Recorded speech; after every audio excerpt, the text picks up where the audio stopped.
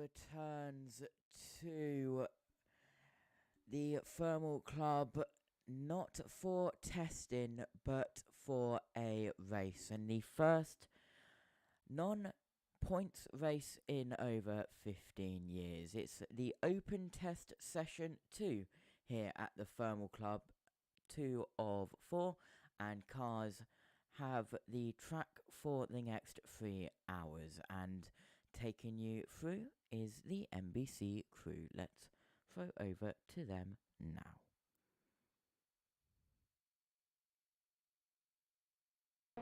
As the G's build and the tire degradation so far has been extreme. And Kevin, you saw the Bristol race in NASCAR. You know that tire deg, not necessarily a bad thing. You're down with the guy I was talking to during the lunch break, Callum Ilott. He was having fun this morning. He was having fun, and he's not in the car right now. We've only got a few cars on track. Let's first talk about that. How much running will we see? You can't speak to everyone, but from your car here in this 3-hour session with the tire allotment. A little bit. I think it's hard to say right now, I think, because everything's so hot and the ambience so high. I don't think many are going to be putting tires on, but there'll be some who didn't use them in the first session, or as many. So yeah, it's a bit of a wait and see kind of game. And I think it's probably 25 degrees warmer this afternoon than it will be for the heat races and the feature race on Sunday to pay the money. So safe to say that any running today has nothing to do with this weekend. It's what can you learn for other road courses? I think you've summed it up very well. So yeah, that's the way I think most people are going to look at it. Again, there's still some things you can take. I think tire degradation is quite high here. So you've got to try and put some things in place for that. We can test some other little things, but again, you've got to be really cautious as to what you take in tomorrow at a lower temperature.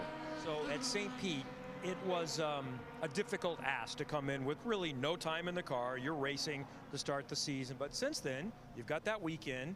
You had a test at Barber on Monday where you were P2, and now you're kind of on level playing field. What's your comfort level in the Arrow McLaren program? Yeah, it's got better and better every hour that I've been in the car. They've done a great job to get me going here.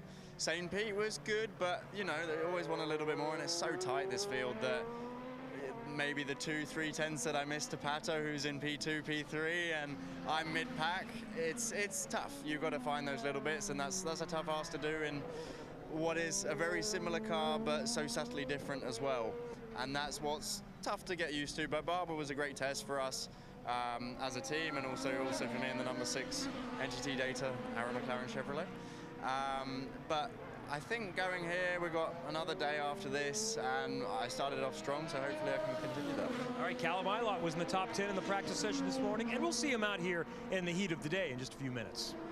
Look, I think the really encouraging thing and enjoyable thing in many ways for Callum Ilott is how his career is flourishing and changing.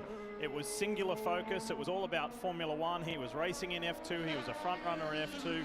And he had his eyes on only one thing. That was a seat in Formula One. Well, drivers' careers, as you know, Townsend, change rapidly and often. And in the blink of an eye, he found himself in INDYCAR. He now finds himself in both INDYCAR / World Endurance Championship in sports cars, where he finished on the podium a couple of weeks ago. And hey, it's any and everything, and every time he's out there, he just gets to show a new and broader audience how good he is. Yeah, and this is just such a great opportunity for Callum Ilott. Like I said, I talked to him during the lunch break, and you know, he's just really settling into the role. He knows that he's not able to run a full IndyCar schedule, even if it did present himself, because of that World Endurance Championship commitment that he has. But he's having fun. He's confident in his abilities. I think he's fascinated with what he's learning from his more experienced teammates. It's role reversal. Last year, he was the lead driver. It was Augie Canapino who he was sort of mentoring on open wheel road course racing and street racing, even though Callum didn't have a lot of experience. So I think you could say the same here about young Kiffin Simpson, who's done just a really great job settling into his new Chip Ganassi Racing surroundings, a 5-car organization, and so much that Simpson can learn from. He was 23rd this morning in the test session. And here's another great story, Felix Rosenqvist. I talked to Kyle Kirkwood, and as you know, Meyershank Racing shares a technical partnership with Andretti Global, and Kyle Kirkwood said what Rosenquist has brought to the debriefs and what he's capable of behind the wheel of an IndyCar has been really remarkable. He's learned a lot by watching his data, listening to him in the debriefs. So this is a driver who was not in a lead situation that comes in as a team leader with MSR. So all of those new faces and new places starting to settle in, and frankly, all of them delivering value in the way that they had hoped. All right, let's go for a ride with Felix Rosenquist. Enjoy.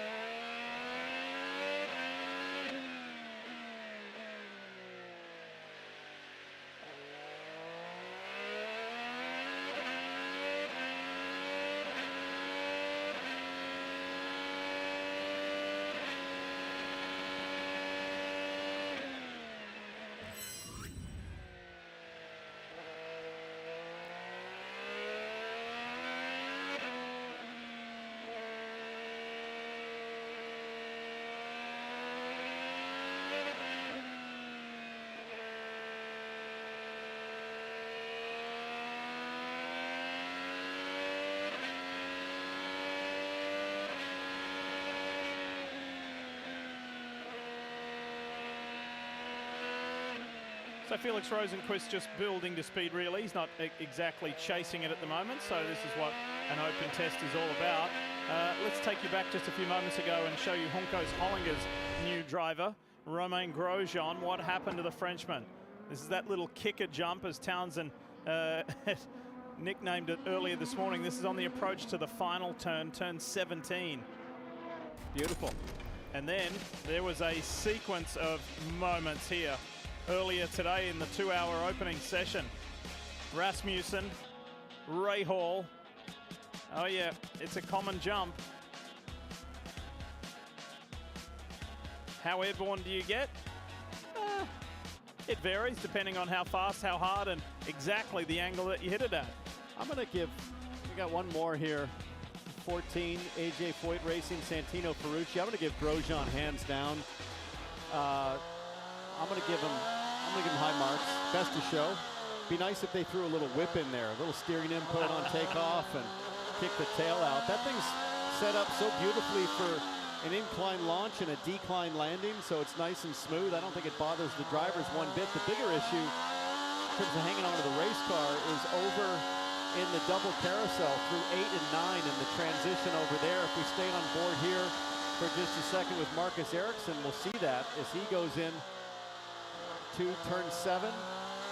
Sort of triple carousel here. Here's 8, and then the big bump's coming up right here. Boom. Not too bad for Ericsson. He's not pushing 10/10 just yet, but we saw some issues earlier, especially on used tires when drivers were pushing. Guy who was at the top of the charts, though, is down on pit lane with Kevin Lee. Talk to the fastest guy in session number 1 this morning, the defending champion, Alex Palou. So what was your approach to practice 1, especially in the cooler part of the day? Yeah, I mean, we went out really early, try to get some clean laps. We know it was going to be the best conditions that we were going to have all day, just because of the ambient temperatures and all that stuff. So yeah, it was good. We just wanted to get some laps in. Tire deck is pretty high up here, but it's the same for everybody. Hopefully that's going to make the race very, very interesting. And yeah, looking forward to going out now in a couple of minutes, see if the changes we made over lunch are good or not, and then yeah. How important is it to learn for the race on Sunday compared to just learn things for the championship? Yeah, we're doing kind of both at the same time, right? Like we want to focus on the race that we have this weekend, but at the same time, it's an opportunity to take today and a little bit tomorrow morning as a test day. We have a lot of time, not that much tires, but we have a lot of time to make big changes and see if the directions we want to go, it's left or right, or just stay in the middle as we are now. So yeah, it's good, it's exciting, and it's great that we're here racing. We go back to St. Pete. you did what you did last year. You made the most of it, and that led to a championship. What did you take away from it? People might say, wait a minute, no Ganassi's on the podium. Is there an issue? But there's always more to the story, isn't there? Yeah, I mean, maybe we got very used to being on the podium last year. Honestly, it was amazing, but it's tough to get there. We didn't really have the pace we wanted in qualifying. We struggled a little bit more than we wanted. And then the race, honestly, that yellow lap 28 or 26 hurt us a little bit. Not only us, but to everybody. We couldn't really play much with the strategies. So we thought we were in a good place during the race. Still finished P6. So it was a good start of the season. It was better than last year. But yeah, for sure, we'll get there. That's a scary thought, guys. It was still a better start than last year, and he stomped the competition in the championship at 23. Well, he started 13th, which wasn't all that pleasing when you're a two-time champion, and he finished 6th, so that was good. Last year at St. Pete, he finished 8th. So, to Kevin's point, is that ominous? Starts 2 positions better, and he dominated last year. Will that be his worst finish of the season? That'll probably get it done if that's as bad as it gets. For Marcus Ericsson right now, 43.8. Track temperature, 121. At the start of this morning's practice, track temp was 88, and that's when Alex Palou got after it early and made good work. Ericsson running wide there in turn 6. So earlier today, this is what happened to the Swedish driver. In practice 1, test session 1, you can see the fire, the flames on the front left. The carbon fiber brake shroud, look, just disintegrates. Marcus said, hey, testing is for trying a few things. We were trying a few things, and unfortunately, whatever it was there, it ended in a fire. So he didn't seem too perturbed about it. Talked to his team about that left front fire, and they said, you know, the peak operating temperature of the braking system on the front axle, it's so critical to get high temperature, to get the system really working, but it's really, really easy to tip it over and go just a little bit too far, and once it lights off, really nothing you could do except what Ericsson did is circulate slowly with airflow and little to no brake pressure, brake temperature, and just try to get things under control until you can get to pit lane, assess the damage, maybe open up the blanking some more and try again. Big loose there. Ericsson was the fastest, for interest's sake. Ericsson was the fastest after the 2 days of open testing here early last year, last February, in fact, for the combined media days and INDYCAR open test that was in pre-season. Here we join Team Penske's XPEL Chevy driver, Scott McLaughlin. How did Scotty end up this morning? He looked all right. Where was he on the list? Yeah, he's a bit further back, in 16th. Yeah. You know, here's a theory, and I wonder what Kevin might think of this, because Kevin, you're closer to the action on pit lane, but just watching Ericsson, 3-hour session, everybody knows they're tire limited. Does it make sense that you would have put Ericsson out on used tires and full fuel to simulate what the final event would feel like? You know, rather than just sit on pit lane and complain about not having enough tires, do you run full fuel and get your driver used to just how challenging it's going to feel?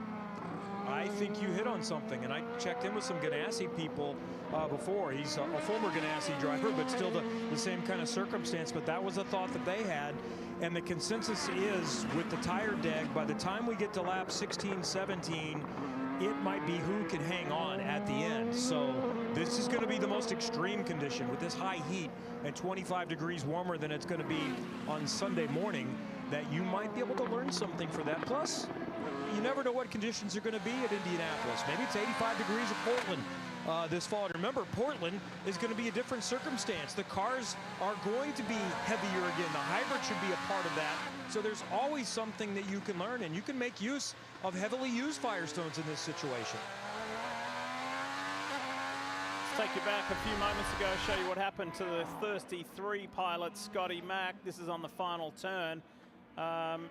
He's not alone there, running out wide, just finding all of the space and then some more. Turn 17. That was pretty benign compared to some others this morning. It was, you know, it's a pretty big hit to the bottom of the car, but you get the gain of opening the radius of the corner up. And Team Penske's Mark Donohue taught us a long time ago that Radius squared equals speed on the friction circle. Faster, bigger the radius, bigger the speed you can carry through that corner. As McLaughlin works the S's, I think to qualify up front for Sunday's events, you're going to be pushing so hard around here and abusing your tires and race car for that one flyer that you need. What kind of a weekend, what kind of an experience is this for a 19-year-old who is really well spoken? He's a sharp young man. He's very impressive in and out of the car. But it doesn't take away from that you're on track with the guys, with the drivers that you've looked up to in your early years. Take the viewers back to your early career. What was it like when you first get in the big show?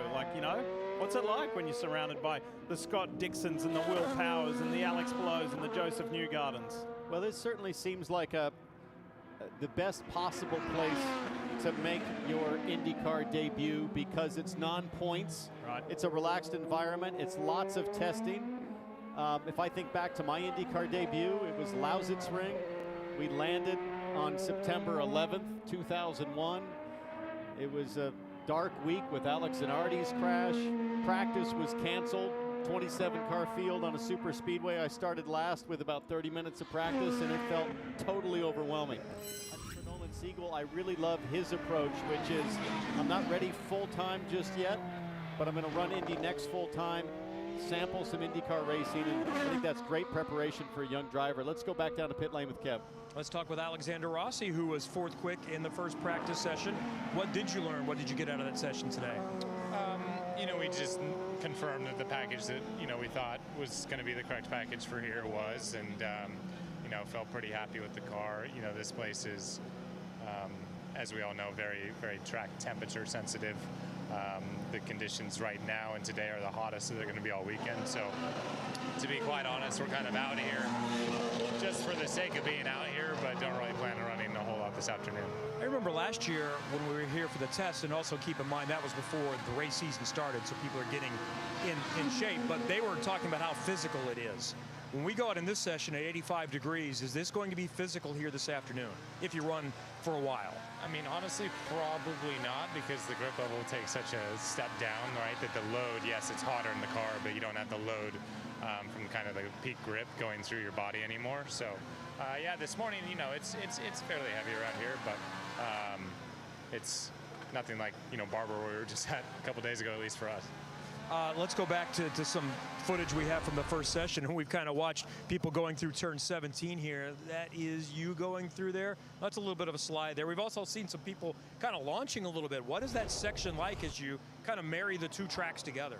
Yeah, I mean, there's a I don't even know if it's a tarmac change, but there's definitely like a crown in the road right at the apex of 17, which is a fourth gear, almost flat out corner. So the cars don't love kind of bumps in the middle of the corners, but in IndyCar racing, we're pretty used to it. So, this is probably one of the, actually in a lot of ways, one of the bumpier permanent road courses that we go to, so we can learn a little bit, about kind of our program and our package for, future events, and just making sure that the damper program that we have going forward is progressing in the correct direction. All right, Townsend has a question up top. Your former teammate for the Indy 500. Go ahead, Townsend. I'll relay. Ago. Hey, Kev, so we were just speculating turn 17 at the exit. It's a hard hit on the tub, but does Alex feel like that's the fast way, is to take the hit but run wide on the exit curb like we just showed? So a hard hit on the tub, hitting the exit curb in turn 17, but is that still the fastest way around through there? Yeah, I don't know. I don't know yet. Should we ask Townsend what he thinks? What's your recommendation, Townsend? Alex made it work, so I mean, he said it works. I'd say take the radius. I think that's one of our better corners, but yeah, I mean, that obviously wasn't our quickest lap, but I think, you're going to see like normal, the guys that are on pole and the guys that are quick here are the ones that are ragging it out and using every inch available. All right, thanks, Alexander. So not a whole lot of running was one of the messages you could take from Alexander Rossi there. We'll see exactly how much he gets done. Here's his old teammate over at Andretti Global. This is the Gainbridge Honda of Colton Herter. Love this section through here. There's a lot of interesting aspects to this 3-mile Thermal Club circuit that we're getting to learn with each and every lap. Let's go for a ride with Colton. Have a listen.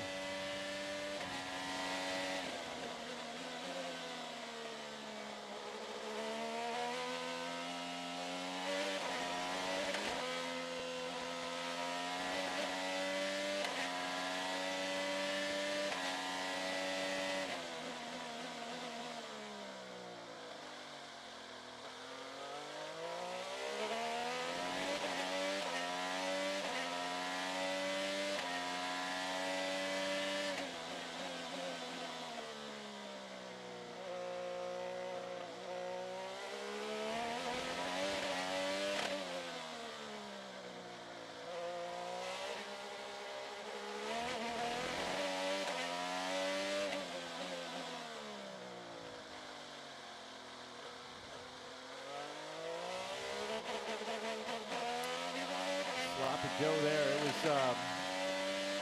not a great first half a lap for Colton Herta. He was struggling to get the front end to work in a couple places in the 2 hard brake zones for turns 1 and 6. Thing was pushing out wide on him, so I think we're seeing another driver. Nice little send there over the kicker. I think we're seeing a lot of drivers going out like we speculated on really shagged old tires and trying to get a feel for, again, what it might be like in the closing laps of the $1 Million Challenge late Sunday morning. But not apples to apples, right, for temperature? It won't be for track temp, so it won't feel any worse than this, let's put it that way. But I do think that, like we talked about with Kevin earlier, that filling up the car on old tires and just getting a feel for the mass of the car with reduced grip is an important sort of muscle memory baseline for any driver that thinks they have a legitimate shot to make that top 12 for the final. Remember, from heat 1, top 6, heat 2, top 6. It'll be a 12 driver thermal club $1 Million Challenge. And it's a 20-minute race split.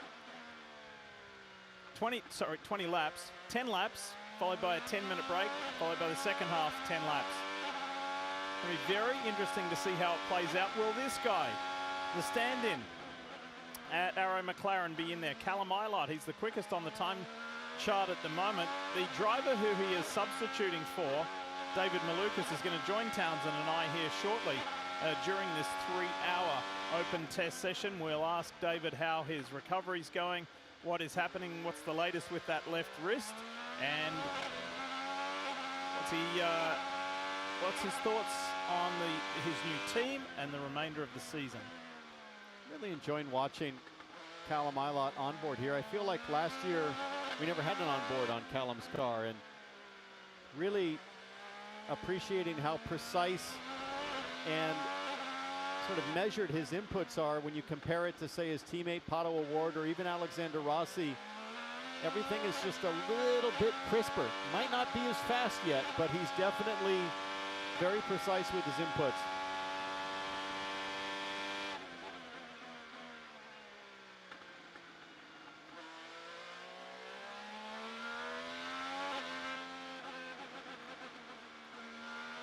That looks like a handful through there.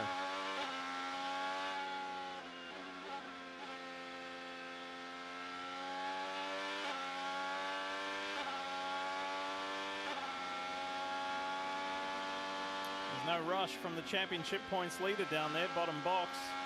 Joseph Newgarden, he's got the driving suit around his waist and is just chilling. He was firing down a soft serve about an hour ago in the paddock. Probably knew they were going to be hanging out for a while, letting everybody rubber in the track and maybe just watch, learn, study, and save your Firestones for happy hour. I have to say that in between the sessions, as we pick up Pietro Fittipaldi, and we said farewell at the end of the opening 2-hour open test, it was the lunch break, and it's a beautiful day. It's in the low 80s. They had some music on. The drivers and teams were just out and about. There's a central area that has food trucks and ice cream trucks, and it's just a really laid-back, casual, really good community feel. It is really good, and I think that's what makes Thermal so special. Is I don't think anywhere else in the world celebrates the motorsport lifestyle like this place. Had some nice running. Heard INDYCARs at full song this morning, and then we certainly sampled some of the finer elements, culinary elements around the facility. And the mechanics are also really enjoying it. One of the cool things is that there's really not much in the way of team catering this weekend. There's just this spectrum of food trucks that are on offer in the paddock, and any of the team personnel can walk around almost like a race fan and just sort of grab what they want with their hard card, and there's smiles all around it. In a strange way, it's work, but not really. It's work lifestyle. Yeah, and just everybody together. And as we ride on board with Pietro, there are some unbelievable garages here, of course belonging to the Thermal members. Check this out. So this is O'Gara, And this is a facility that will store your car, prep your car, present your car, especially if you don't have enough room at your primary residence here at Thermal and there's overflow. You can trust the good folks at O'Gara to take good care of you. They're one of the highest volume luxury car dealerships in the world, based in Beverly Hills, and feature brands like Rolls-Royce and Bentley and Pagani and Koenigsegg and McLaren. And they also have a facility here, not just on the streets of Beverly Hills, but here at the track at Thermal. In fact, one of my pieces is over there. I saw it. Your Indy 500 car, the Robert Graham car. 2016. Yeah. Dallara.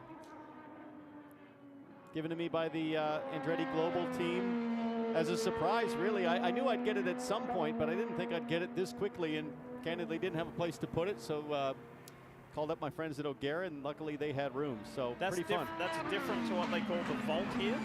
Correct. The vault is different. That's another storage facility? That just gives you some scale of what these members have in their collections. You've got the vault, you've got O'Gara, and then any of the homes you see overlooking the track, down below the sound wall is something like 2,000 to 5,000 square feet of private garage space just for the residents. Wow. And you have places here that have, you know, a double or even a triple stack. Look at Kyle Washington's place here with a GTD car on display on his patio. So downstairs from where those two gentlemen are standing, Kyle's got room for probably 20, 25 cars. Are you serious? Yeah, but sometimes that's not enough, and that's why you need the vault. Wow.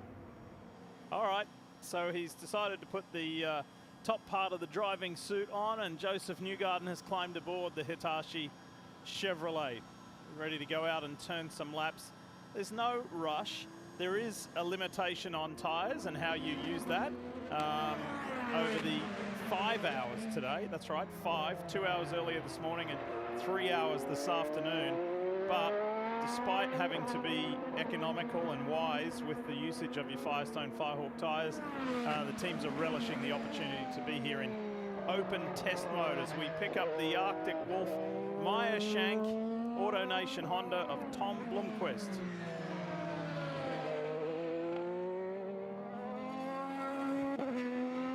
Tom was part of that Cadillac Racing Wheel and Engineering effort last weekend that saw at Sebring, that saw the then race leader Pippo Durrani pirouette through the air after leading the race by as much as 12 seconds and land on top of the cartwheel down the tire bundles. Thankfully he was okay, but I'm sure that was one of the more surprising things for Tom. He wasn't expecting to see his teammate go through that. You just think about the challenges that Tom Blomqvist has faced to get this opportunity in IndyCar full-time, making your debut at Toronto of all places, never seen the circuit, jumping in cold turkey and trying to come to grips there. And then he goes to St. Pete, also place, no experience, trying to learn the track. Then he comes to Thermal. I think it's going to take until Laguna Seca in June for Blomqvist to really feel like, okay, I'm on a level playing field now. He's in catch-up mode still, trying to figure out what this car needs, what these tires need. A lot of the drivers, especially when they're rookies in IndyCar, and even Callum Ilott mentioned switching from JHR to McLaren, that he needs to find the trust in the rotation of the car, both entry and exit. So rolling in and rotating the car on the brakes and then picking up the power and driving off the corner with some yaw angle. That's what takes time to really learn on the road and street circuits. Forget the oval racing that Blomqvist is going to have to figure out. So I think look for Blomqvist to hopefully get some solid finishes, buy himself some time, get to June at Laguna Seca, and then the Arctic Wolf can hunt. Meanwhile, down on pit lane, Kevin's got another guest. Well, I've moved off pit lane, so we've come back in the IndyCar paddock area in front of the Aero McLaren pits, and I have one of the executive advisors and a board member with Aero McLaren Racing, Mike Long from Aero, a member here at Thermal. First of all, what do you think of having everyone kind of invade your space this weekend?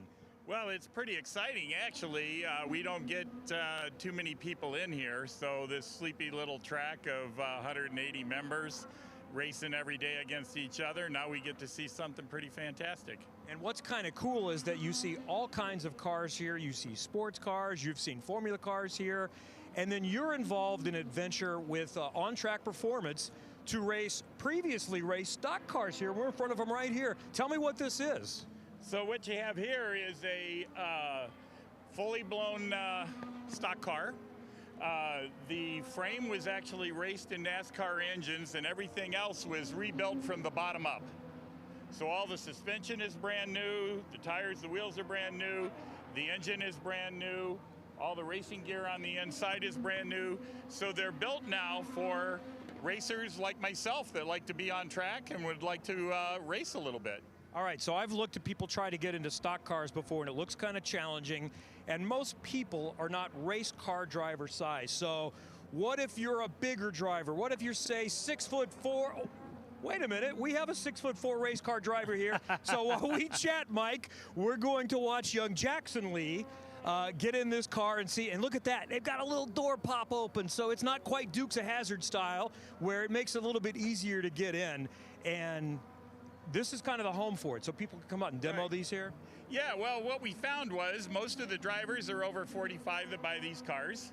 A lot of retired guys like myself, so we custom fit a door to make it easier to get into it.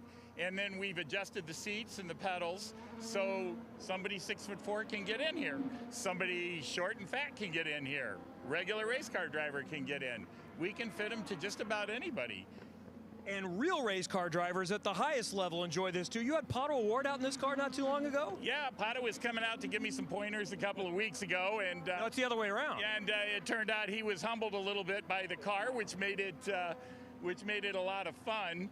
But you know, it took him around the track too. This is a scary car. There's a lot of power with it. Oh, that's cool. There's going to be a little demo tomorrow with some of the people here. I see guys like Max Pappas asking for a ride. Connor Daly is here. Maybe Jackson Lee is in the car. That'll be fun during the lunch break tomorrow. We'll look for highlights on Peacock. Yeah, well, what we've seen is just about every driver has now asked us to get in one of the cars. So tomorrow should be a fun day. Thank you, Mike. Mike Long with Arrow McLaren, and one of the other things that members get to experience and that we see here this weekend in a very unique IndyCar weekend. Hey, Kevin, tell Mike I got a helmet in the back of Diff's rental car.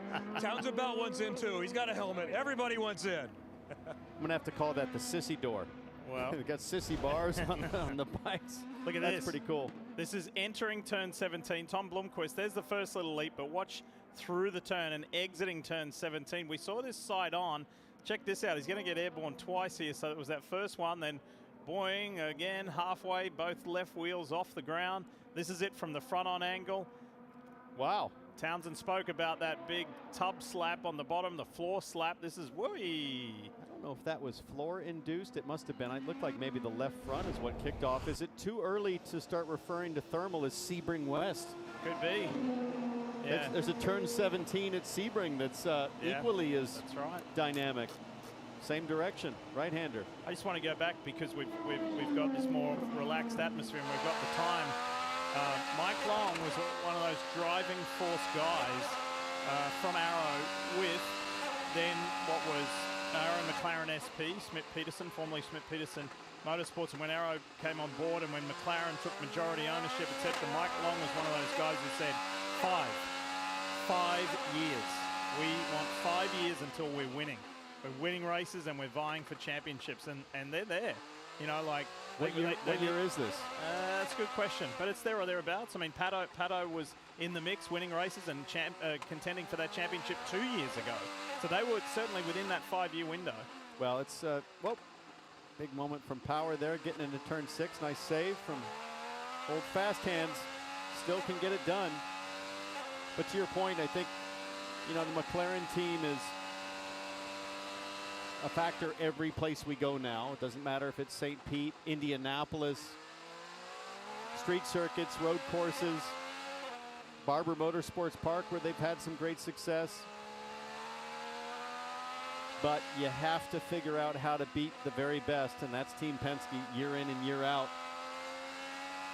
Did it last year, did it to start the season. They're doing it in NASCAR and in the IMSA WeatherTech Series. So here's another great story. Juncos Hollinger Racing qualified, what, 5th with Grosjean and St. Pete. And here is, I think there is something that the left front's hitting, but if you had to maximize radius, that's the gold standard right now. Watch the left front here. This is the biggest one we've seen exiting turn 17. Right here. Boom. Whoa. And that is at what? What speed? Well, 4th gear was what Rossi said, so you're probably 130, something like that. That is a big deal. Wait till we get into race mode, qualifying mode, and race mode. That's going to be pretty interesting. Qualifying tomorrow, split groups. Interestingly, you've got all 3 Team Penske drivers in Group 1, along with Scott Dixon. So qualifying tomorrow is going to be super interesting. Then on to Sunday, on to race day for 2 heats and the Thermal $1 Million Challenge. So you see the quick time right now, Scotty Mack at a 40.5. I think it was a 39.5 from Alex Palou, and was indeed, so about a second slower so far. Don't know how many people have put stickers on. I would have to think that Scotty Mack did that time on a new set of Firestones, but let's call it a second is the early data, morning to afternoon, with the 40-degree roughly variation in track temperature. 122 track temp as we sit here right now.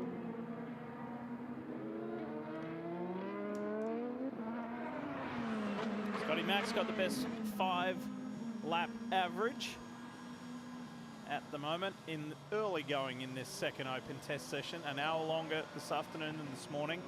2 hours this morning, 3 this afternoon. Let's learn more about how this man here, the championship leader and reigning Indy 500 champ, drives this car. So my driving style is very instinctual. I'm pretty reactionary. High percentage decision making. I'm on the edge in a lot of ways. I'm over the edge in some respects. Very concise, smart, very aggressive when I have been around him. And that was pretty clinical. Great job, everybody. Really nice execution. Super aggressive on track. I think his style is, fairly similar. Joseph defends enough. I love high-speed corners, so that fits my style of being aggressive. Newgarden with a monster run off turn 2. Newgarden, he's got very strong arms. He holds a single lock at times. Likes a very, very direct car. Maybe a little more heavy-handed, not as finesse maybe as some of the others. He's a hell of a competitor and very fair. I think Dixon said it best, very fair. I raced against Newgarden many times at Indianapolis, and he had tremendous spatial awareness in tight quarters, but I think very fair is such a compliment. When you think about his success, he hasn't done it at the expense of his competitors. He's always been sort of correct, given proper room. He's hard, he's aggressive, but he is very fair. And I think if you're anybody else in this field, you'd look at last season with Joseph Newgarden and say, yeah, but maybe he's not that great on street circuits. That's where we can beat him. His best finish last year on a street circuit was 4th.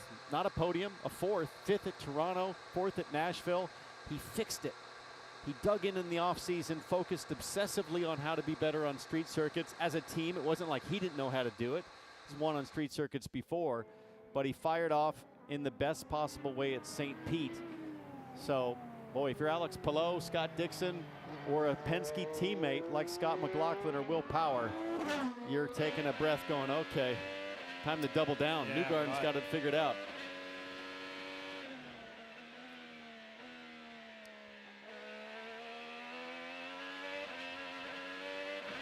We really enjoyed this morning about when you fired in some questions. Actually, there weren't really questions. It was your thoughts on who you had for the win this weekend. So, again, hashtag INDYCAR.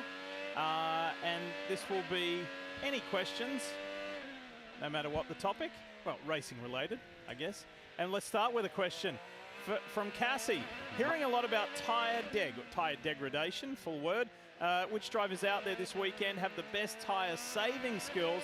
Anyone who we might not expect? Thanks, Cassie, for that question.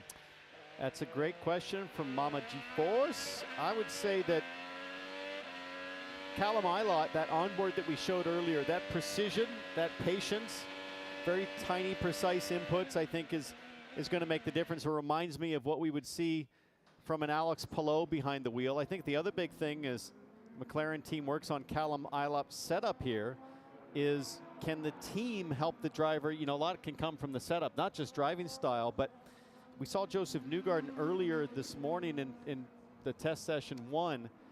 He looked to have a very lazy race car. Not good for one lap, but maybe very good for a long stint. Softening up the back end in terms of spring rate, maybe roll bar, more conservative geometry to just try to get the Firestones, specifically the rear tires, to survive a little bit better.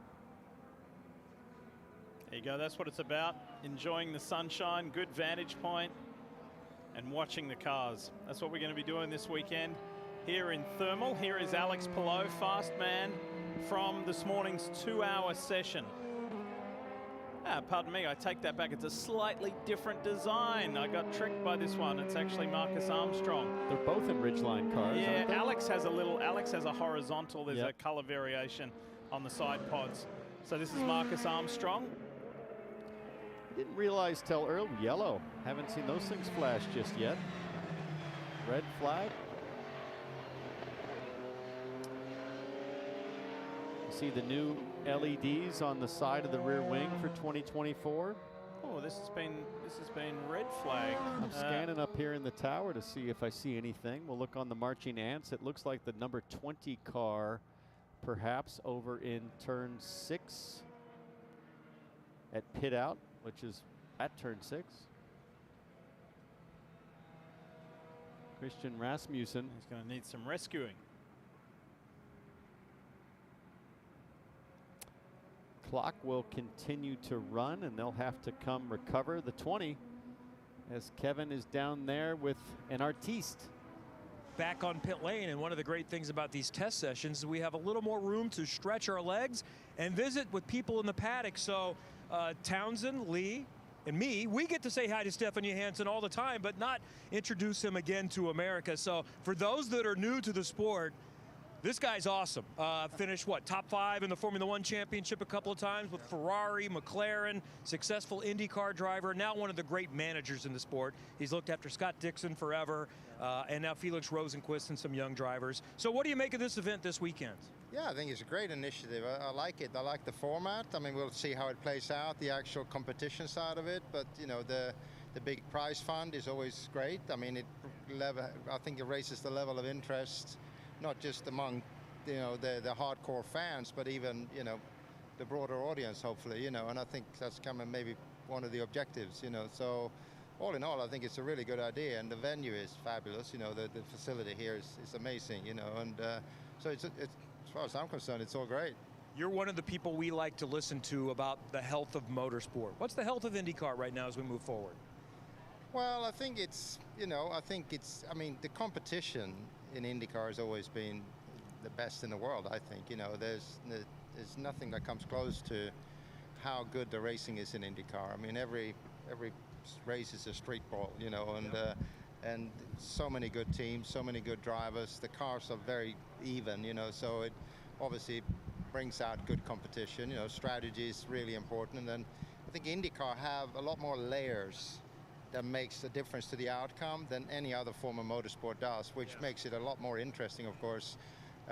And the deeper you get to understand the sport, the more exciting that becomes, you know. Then it's just sort of, it's not just a matter of driving the car as fast as you can, you know, and get from A to B, and generally speaking, you're the winner. You know, here there's a lot of different layers. I mean, you can be the, you know, pole lead the most laps, but the last pit stop might change the outcome completely, and I think that makes it really exciting, you know. And there's so many variables involved in success. Yeah. So let's speak to one of your drivers, Felix Rosenqvist, who was doing awesome with Ganassi. It took a little while to adjust to the McLaren car. Yeah. What do you think about the environment he's in? We talked with him about that this morning. Yeah. So far, so good.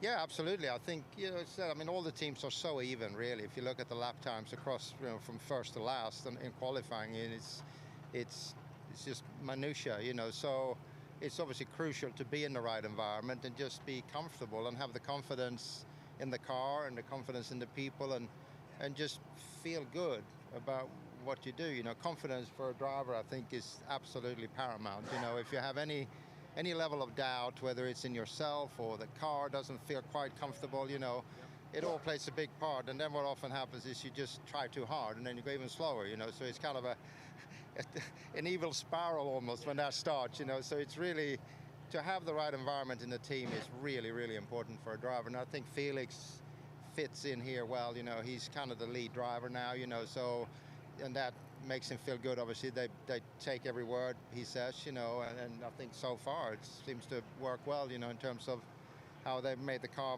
fit him at least, you know. Thanks, Stefan. Go find some shade again. It's getting a little hot out here. The great Stefan Johansson, Look at one of the mainstays on pit lane. Look at him. He's still in race fit condition. He's 67 years old, and he has got endless energy. The leaf on the side of his cap there, which is his own artwork, that was his long-time nickname, Little Leaf. And his art is just exquisite. His management skills, amazing. Yes. He did over 100 Formula One Grand Prix, stood on the podium 12 times. That guy's a humble hero. He really is, and his life as an artist has really exploded in a fantastic way. You can buy those hats based on his very famous color burst design there. They're on canvas. He does amazing large format art pieces from his studio in Venice, California. I wear his hat when I paddle surf. It's to me, it just captures his amazing spirit. He's a fascinating guy and has lost none of his passion for this sport. And to your point, he looks like he could jump in on a moment's notice and still get the job done. So Stefan Johansson, one of the legends of pit lane. Hey, for those of you who were at work this morning, couldn't be with us, and you're wondering about the overview of this weekend, what's it all about? We're in testing mode tomorrow, but have a look at this. We'll walk you through the Thermal $1 Million Challenge. Test mode today, test mode tomorrow, and qualifying tomorrow. Two groups, kind of like we do normally, except there's 40 seconds of push to pass. The group results will affect how they line up in heats 1 and 2. And in those heats, you want to be in the top 6 because you will go through to the $1 Million Challenge, which is going to be a 20-lap race, 10 laps, followed by a 10-minute halftime, and 10 more laps to finish it off to see who's going to get the cash. The cash is plentiful. $1.75 million is the total purse. And I think in terms of that format for the final, it's the 2 10-lap sessions, but refueling in between, but no new tires. Yeah. That'll be the story on Sunday as you see how the qualifying groups were drawn last night at the welcome party. How about this? How about Group 1? You got the 3 Penske's. You got Scott Dixon in there. You've got Grosjean in there. You got Colton Herter in there. And you've got a 19-year-old rookie in Nolan Siegel. That's awesome. I mean, plus Christian Lundgaard, Rinus VeeKay, all capable of making it really hard to fit into that top 6. So the driver of the XPEL Chevy is back out of his car. Let's find out how that session was with Kevin Lee. So yeah, Scott is back here. Not done for the day. This is a test session, right? You have time to go back and work on some things. Yeah, absolutely. Like, we've got a race this weekend, absolutely. We're wanting to chase that big money check, but you know, ultimately this is a big deal for us, getting some track time in between events. And you know, the XPEL wagon feels really good, the XPEL Chevy. It's a little iffy this morning. I was like, you know, I just didn't feel that great. And then we made some changes over the break and felt really good then. So yeah, it's nice. So what do you want to work on? What needs to be changed to come back and try to figure something out? I can't tell you that. I know you can't, but you could. You're pretty good at speaking in vagaries. We are in a, yeah, we're just trying a couple different things with the front geometry. So what I want from the front of the car, and you know, hopefully that pays off a little bit better and makes the car a bit more even feeling. You know, in the high speed and the slow speed. The slow speed, it's really hard this track because you got slow speed corners, high speed corners. You got to try and make the mix of both. So trying to make sure that your car works on both ends is really hard. But yeah, that's why we got a lot of testing. People are talking about the higher deg, a high deg. What can you do as a driver? What can the team do to try to limit that as much as possible? Maybe make the difference at the end of this race on Sunday. You know, they can do it. They can help us a lot, whether it's pressures or whatnot. But I think at the same time, it's going to come down to myself, Joseph, Will, and how we drive our Team Penske cars. You know, I think, you know, our right foot does a lot in the way that we, you know, allow the car to slide underneath us. And, you know, it's a matter of us just, you know, trying to make that fast enough to be good enough to hold our position, but also look after the tires throughout the race. So hopefully we're one of the lucky ones that can enter the 12 at the end of the weekend and see if it pays off. Last thing, I think you might be one that can speak to this unique environment. So I was down there and kind of like what I call the food court with all the food trucks, and then I look up and there's a Q&A with you and your Penske teammates there. So you got to interact and see what it was like. What do you make of this from a fan standpoint? I said it smelled like Disney World over there. It's like there's churros and waffle cones, and you know, for a guy that's trying to lose weight right now, it's not the best smell, but you know, we're in a good spot. It's a beautiful place down here in Palm Springs. You know, the team here at Thermal have done an amazing job. You know, the patios and the casitas around here, they really look after us, and just hopefully we put on a great show. I think we will. It's INDYCAR, we always do, and you know, hopefully everyone has a good fun watching it. We're working on Scott getting a winner home here next year, so that'll be the plan. Thanks, Scott. So he has the best 5 consecutive lap average at the moment. Here's the Code 3 Associates Honda of Rahal Letterman Lanigan's Graham Rahal. The blue and white car right at the front there. A little bit of frustration oozing through from St. Petersburg, talking with Graham last night at the launch function, and it's just like, you know, we needed to come out of the gate. We needed to come out of the box a bit better than where we were. Yeah, he was pretty disappointed. I think he's feeling it's maybe long odds to make the final on Sunday. They'll do everything they can, but I mean, Christian Lundgaard, his teammate, has looked pretty spicy so far in the morning testing. They were quick here last year as well, but it was really braking issues, right, at St. Pete for Graham. The shifting 2 years in a row. And shifting, right? Yeah, shifting, you know, I think it was locking up the rear axle and making it difficult to get the downshift in. But this is a totally different type of circuit. There's a couple of bumps, but not many, and they really come on throttle, not so much in the braking zone. So hopefully things are a little more sorted. Told me that he was getting mixed messages too, mixed feedback. You're changing too early, and then next session you're changing too late. And he's like, well, which one is it? I feel like I'm doing the same. So it was just a frustrating weekend all round. Sounds a lot like working in the broadcast booth. You're on, you're off. Yeah. You want more, you want less? What do you want? Well, what did he come away with? A 16th place finish for Graham Rahal. So, yeah, there's a bit of frustration there. But, hey, early in the season, it's a good hit out this weekend at Thermal for the 3-car Rahal Letterman Lanigan operation.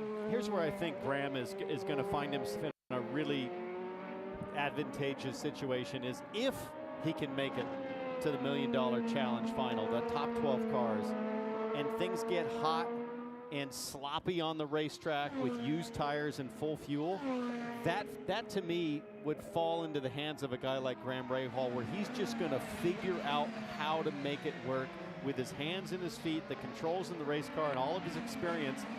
I mean, he has soldiered through so many tough races and produced a result in his career that I think in those unpredictable, really tough, kind of grinded out moments, that's where Graham's at his best. I think one of those late race, one of the last yellows at St. Pete didn't help either. But anyway, that's just part of the overall story. We haven't gone for a ride in a little while, so why don't we stay with Graham Rahal here, turn up the volume, go for a ride. This is Thermal.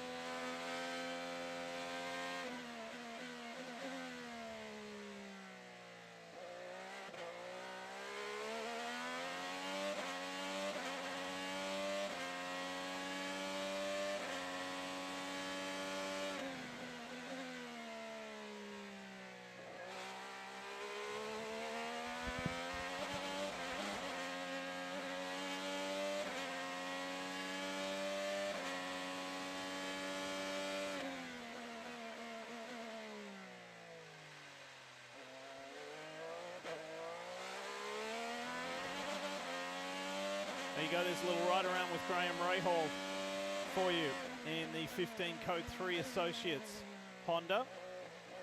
Graham has worked incredibly hard in this past off-season, maybe more so than ever, physically and with the team and motivating and training physically himself. And so they're looking for a big step up this year. Here is that very familiar Ridgeline Lubricants green machine of New Zealander Marcus Armstrong. And there is a fellow New Zealander, that is Angela Cullen. And if you've watched Formula One, Ange was Lewis Hamilton's trainer and sports psychologist for many, many years, part of the Mercedes-AMG Petronas organization, part of Team Lewis Hamilton for a long time. She worked for an organization called Hinsa Performance out of Switzerland for many years, and Ange is an incredibly motivating character, really knows her stuff. And I just spotted her during that Scott McLaughlin interview, so I'm guessing she's working with Marcus Armstrong. That would make sense. That way, or at least considering it. Yeah, so great to see Ange here.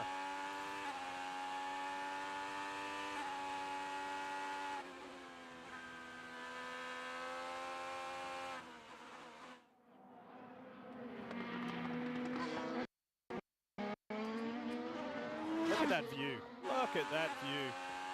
See what old Rossi Dogs does here on turn 17. Well, he's off song now.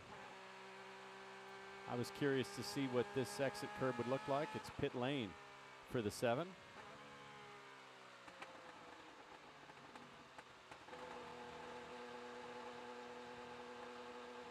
Let's stay with the Arrow McLaren squad. Let's go to the 5. Here's Pato O'Ward. Pato was getting after it earlier this morning. He ended up top 5 in car 5. Pit lane for Pato O'Ward, just like his teammate. Broadcaster's curse. Working mighty fine. It's okay. Gives us another run down pit lane here, which is one of the more scenic pit lanes you could see anywhere. Look at that backdrop. We've got the San Bernardino, the little San Bernardino mountain range, the San Jacinto and Santa Rosa mountains all around us here at the Thermal Club. Here's Kev. Who you got, Kev? I've got Linus Lundqvist. One of the good things about these tests, not only do you see interesting people here, we normally don't, but we have more time to talk to drivers because they're not going to run the entire time, 5 hours of track time today. So, Linus, you've done just a couple laps in this session. What's going on? Did you discover something you need to make a change, or was this all part of the plan? Yeah, all very much part of the plan. You know, these sessions are very long. So you got plenty of downtime and really think about the changes you want to make, and you can actually make, you know, changes that take a little bit longer time. So that's what we're doing right now. So 5 cars, there's a lot that can be done within Chip Ganassi Racing. I mean, I know maybe Brad Goldberg is the person to ask about this, but how do you manage all of that to not get too far in the weeds when you start thinking about what can be done and what should be done? Yeah, I mean, the team has done such a great job over winter. I know that, you know, they put in a lot of work and effort from the boys and girls back at the shop to make sure that we're prepared, but everything's been running smoothly. You know, St. Pete went great, and obviously, you know, the positive thing about running 5 cars is that you get extra data, but obviously it takes time to kind of go through everything and make sure that, you know, you're not just looking at a lap, but it's actually good data and something that you can build from. All right, we'll see you back in the car as soon as it gets back on pit lane here in just a few minutes. I was biting my tongue there, Kevin, as Kyle Kirkwood was sending it through 17, and I thought for a second he was going to totally lose it and hook into that inside barrier. Watch this. This supersedes Grosjean's one. Oh, that was big. That got his attention. How about the crunch? Double crunch.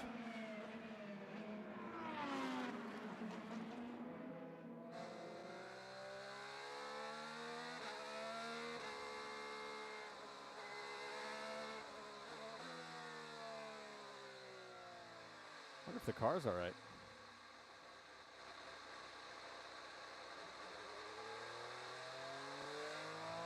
Very easy. Awfully slow there. I wonder if he's just trying to find a gap. Brian Herder in the small box there, just communicating with him on the radio. Yeah, I think that's what it's about. He was just going to reset here, clean up his tires, find a gap, and fire off again. Would imply that maybe this is a a qual-ish sim if they're really trying to find maybe one clean lap. As hard as he was pushing, alt start finish line right there. And this is where it went wrong on the last lap. Got Stingray Rob ahead, so he was letting Rob get away a little bit in the AJ Foyt Chevy. All right, here we go. That's the start finish into turn 1.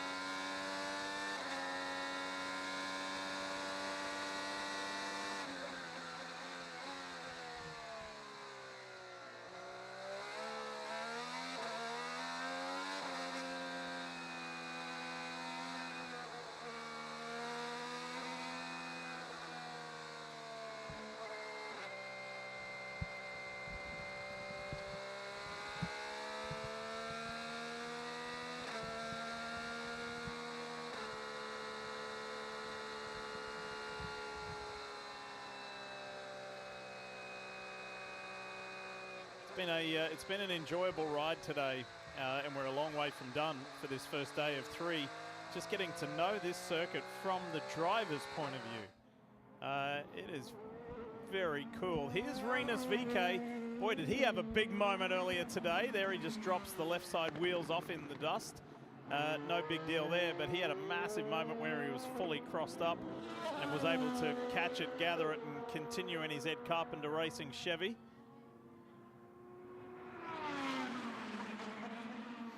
Thanks for sending in your questions via social media. Here is the latest one.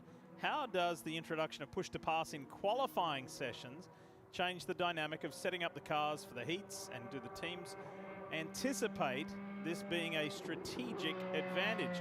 40 seconds of push-to-pass, by the way, in qualifying. Sounds like, is that a question for Mama G-Force to then respond to on our Peacock broadcast? It's just yours. Oh, okay. I was going to say, we'll wait for her response. I think it's cool, first of all, just that IndyCar's mixing it up. You know, this event, the $1 Million Challenge, is an opportunity for experimentation. One of the things that IndyCar has done really well over the last few years is not changing the rules in the middle of a season. They typically set the format. Even if it's not perfect, they stay consistent all the way through. They evaluate things in the offseason.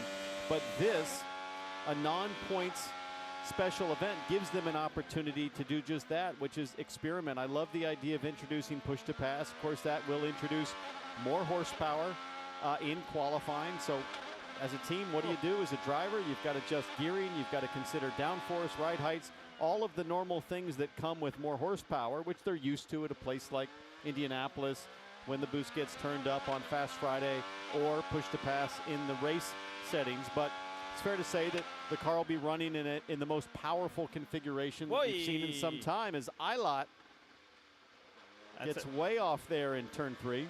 Turn 3-4 complex was a bit of a hot spot this morning, with several drivers finding the parameters there, and Ilott was getting after it. This is where VK just went off on the entry to turn 6. So those two corners, here's the entrance to 2, and then the second apex is 3. See that left front just shuddering violently as the contact patch kind of grips and releases across that dirty overshoot of pavement.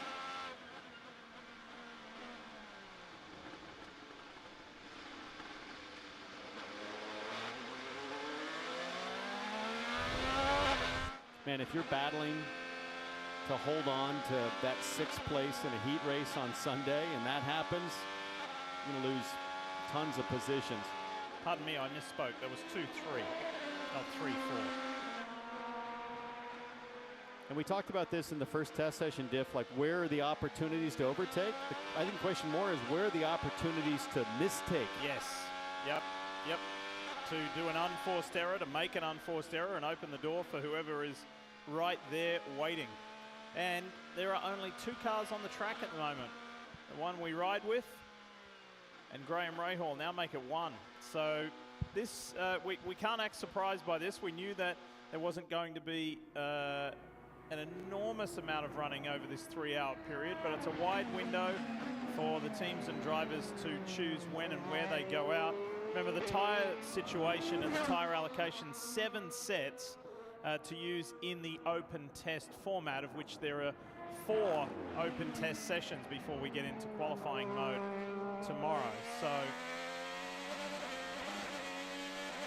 then there's a extra set for quali, there's another set for the heats, and then for the 12 drivers who make the Thermal $1 Million Challenge, it's a fresh set again. And we were just talking with Tim Cindric before this session, the team president at Team Penske, and you know, he said 7 tires sounds like a lot, but really with 4 sessions and with the premium that everybody will put on qualifying tomorrow afternoon, you're going to want to get some qual sims in on stickers. So you really need to save tires and be prepared for qualifying, unless you're a team. You know, we talked with, let's say, Colin Brown earlier at Dale Coyne Racing. They probably don't feel like they have that much of a chance to make that top 12. This will be more of a test session for them. But if you're, you know, any of the top teams that can threaten to make, you know, a great starting position happen in the heat race, you're going to save stickers and do plenty of qual sims tomorrow afternoon. All right, let's join Kevin Lee. Kev, who have you found this time around? Pietro Fittipaldi, and I found the area of pit lane I want to be in, but I'm right on the brink. If you can see me, half of me's in the sun, half not. But Pietro Fittipaldi, he may be a young driver, but he's a smart young man. He's in the shade. I like this in a pit lane, and I'm sure your guys like it too. Yeah, it's much better for sure when we're doing a big test day like this, you know, to be a bit in the shade. For qualifying, maybe not, because obviously you want heat on your tires and stuff. So if the sun's not on it, it's a little bit different. But we're finding solutions for that. But it's been good to test on this new track. I've never been here before. It's very fast, very bumpy as well. It's exciting. And for someone in a new situation, every moment is precious. There's so little testing. How big is this weekend for your program? It's huge. I mean, every time I get back in the car, you know, I'm gaining confidence and we're going faster. And we saw that like in St. Pete, just the progression and stuff. St. Pete wasn't a forgiving track. I mean, if you make a mistake, you're in the wall. So we were really taking it step by step through the practices, even in qualifying. And then in the race, I knew that I was going to gain a lot of rhythm. And we did that, and then our pace picked up quite a lot, and we had a solid finish. But here, it's really important to do as many laps as possible and just keep gaining that mileage. Yeah, you were the biggest mover at St. Pete. That first race is always tough. It's the first race, street race, it's hot, and you hadn't driven an IndyCar on a road or street course in a few years. How was that? Yeah, it was crazy. It was my first time on a street circuit with the IndyCar. I've been in street circuits before, but mainly in Europe, and it's so much bumpier over here. It's crazy. So it makes it much more exciting, but for sure more difficult to drive because the car is just hopping around everywhere and under braking and stuff, and it's cool. And even in this track here, like going into the main stretch here, like you almost get a little airborne out of turn 17. So it's yeah, man, it's really fun, and I love IndyCar, so that's why I'm here. How much longer before you're back in? Probably 30 minutes. I think we're going to go back in the garage, make a change, and then go back out. Okay, thank you. Pietro Fittipaldi. We were having a laugh pre-season that Pietro may be the owner of the distinct honor of perhaps the only driver in the world to go from racing dirt late models at Hickory in North Carolina to Formula One. But and he said, well, what about Mario Andretti? And I said, yeah, that's fair. That's a fair point. Hey, speaking of interesting drivers, the driver known as Little Dave. David Malukas joins us now. His new team is Arrow McLaren. Unfortunately, David's not out there. That's why Callum Ilott is in his car. But David, thanks for joining us here at Thermal. And I know that your fans and the IndyCar fan base want to know, how is your recovery coming along with your left wrist? And when do we expect to see you back in the car? Yeah, it's going well. So far, everything's on track. Of course, we want it to be a little bit quicker, but on track is good, and I'll take it. I get the pins out hopefully next week, and then can start moving the wrist. And plan is right now is we're gonna try for Long Beach. It's gonna be tight. It's gonna be tough, but I have really good people and a lot of support behind me, so that's the goal right now. I've been meaning to ask you, Dave. I'm a mountain biker myself. I understand this happened on a mountain bike, but what exactly happened on the mountain bike? You know, that's the thing too. It's not even a cool story. I wasn't like doing some awesome jump or anything. You know, normally in the off season I will a couple times, but I knew, you know, it's racing season coming up, and mountain biking is personally what I think is the best form of practice to me outside of being in a race car. There's a lot of similarities when it comes to a mental standpoint, and I was actually on like the green trail. I was just literally on the normal trail, but I was watching my friend do a jump, and then I looked back, I'm like, oh, I need to slow down, and I hit the front brake instead of the rear brake and took myself over the front bars. So it was not even a cool story. Okay. And the extent of the injuries, what actually happened to your left wrist? Tell the fans that. So from the injury standpoint, there actually wasn't any massive damage to the bones. It was actually the ligaments. So the ligaments were torn, and then obviously from the impact, it's like a few chips from the actual bone because of the force of it. So mostly that's what it is, and unfortunately actually ligaments take longer to heal, so that's kind of what the waiting time is all about. A little bit of a wild ride there for Romain Grosjean, but it was a fairly straightforward off through the dirt, back on again. Your transition from, you know, you thrilled us at Dale Coyne with HMD Motorsports, and you know, you certainly, I think, got the title of punching above your weight. You did great. You attracted a lot of interest, and hence enough interest for Zach Brown and everybody at Arrow McLaren to say, we want this young guy. He's a hot young property. What's it been like transitioning to a larger team within the IndyCar paddock? Oh, it's been incredible. I've loved it. You know, I moved down to Indy just to be with the guys and be at the shop, and man, we're building a lot of chemistry. And honestly, to me, it felt like just a big family. You know, you coming in, actually a lot of people I've known since from I was in go-karting, and it's just been a blast. I've been working with the engineers, the mechanics, doing pit stop practices, and it's just, the main thing is it's a lot more people, and it's a lot of names I need to remember. So that's been the hardest thing so far. It's great to have you here, David. I look at you sitting next to us. Your wrist doesn't look horrible. It looks like it's on the mend, and I think to myself, okay, if I was in your situation, what could I do? So my question is, what are you doing? What can you do to stay sharp? Can you drive a simulator with one hand, or I mean, how do you try to keep your body and your mind ready for when you're going to be ready to get back in the race car? Because that'll be quick time to be up to speed. Yeah, of course. I mean, I've been working with Sean Smith, the trainer at Arrow McLaren, and we've been doing a lot of cool stuff, a lot of different recoveries of trying to add resistance or weight to the hand and different neural things. You know, like we're doing like lifts with one hand because I guess from a neural standpoint, it'll still have strength in the left arm, things that I'd never heard before, so very cool. But we're doing everything we can. I mean, even like little rice therapy right now too, just as we have to be careful with the wrist. You know, they don't want me to move it a lot. There's still little things that we can do. So it's been very good from a physical standpoint. Mentally though, obviously one hand simulator, not really there yet. But I've been doing little reactionary training, little things like that of what I can do. But yeah, I mean, hopefully starting next week, that's when we can start doing some sim and kind of getting ready for Long Beach. We've known you, David, since the days of kart life. I mean, you've been a racing driver forever. Yes. Has there ever been in a period in your life when you haven't been behind the wheel like this period? I mean, this much time off. I mean, at least in season, of course, this is the longest it's ever been, and it's been very tough, you know, especially after the injury happened and having to wait there. It's obviously not great, but being at the track, it's that much harder. You know, you just see everybody on track and you hear all the gains that they're making, the setups, and it's like, you know, you just have that drive. You want to go out there, you want to make the car better, you want to do it yourself, but obviously now I need to sit back. But, you know, it's still a new team, and I've been kind of learning from a different perspective, being on the stand. There's been a lot of new things I'm trying to learn. Of course, it's not going to be as good as being in the car, but we're doing everything we can. What about we were talking about Augustine Canapino before, and all of the differences for him. Learning English, moving to America, racing IndyCar, moving away from touring cars and home, etc. For you, we have documented your fabulous family story. Mum and Dad's immigrants to this country and have lived the American dream, built an incredibly successful business. And you've been part of HMD Motorsports for a very long time. What's it like being A, away from the Chicago area, and B, not being associated with the race team with your mum or dad? Yeah, I mean, like you said, there's some big changes. It was a very cool story from my parents' side. You know, of course, it's all because of them. You know, we got into this position, and moving out of Chicago, it was a little bit tough to start. But personally, you know, from being in IndyCar and just the Road to Indy series, I've built a lot of friendships here, and everybody was based in Indy, so it was almost just a reasoning of why I had to go. Of course, I stayed in Chicago with Dale Coyne Racing. It was a bit easier. So now I finally have my reasoning, and I went in, and yeah, it was a bit different in being alone, but at least now I actually have all my people here. You're known as such a easygoing, fun-loving personality. What's with the headshot, David? I mean, you look like you've been arrested on some kind of international crypto scam or something. I know, they like forced me to be serious. They're like, we need you to be serious at least in one of these, and that's the one that they keep using. And they actually made me wear a helmet before they did all the photo shoots, so my hair looked very interesting. I like it though. It looks fierce, man. It's like the new little Dave.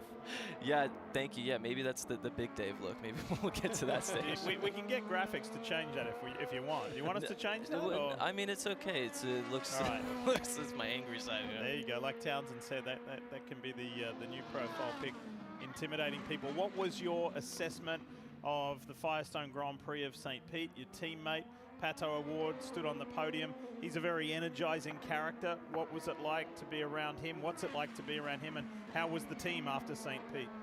Yeah, I mean, of course, you know, like every team during the practice sessions, there was some struggles, and the team did a really good job pinpointing them and getting them fixed up for qualifying. And Pato managed to get into the Fast Six, and man, just obviously being from an outside perspective and looking in, Pato is just one of those drivers that can get in any car and just make it work. And he got it up there, and it was very good. And honestly, that's kind of the main thing for me, is being in the stand. You could hear all these different strategies that you don't understand as a driver. So it's almost makes me feel a little bit better that when I do get in the car, I'll probably complain a little bit less when things are happening, because they know a lot more than the driver knows. So you gotta trust your eye in the sky. There's a lot going on as we get a replay of the number 12 Horizon business car here from Will Power. Just a little wide exiting turn 6 onto the long back straightaway there. The curbs here, David, are pretty unforgiving. Like, it seems like if you get out there and pick up that chatter, it's going off. Yeah, there's been that's kind of the talk that we've had back in the pits. Anytime you get on that curb, it just sucks you out, and it just does not want to get you on the track. So there's a bit of a limit, and obviously everybody's trying to find it. It's the best time to do it, and go off now and before qualifying comes. Before we let you go, say everything keeps going down this positive road, and we wake up one day to the announcement that David Malukas is in his car for Long Beach.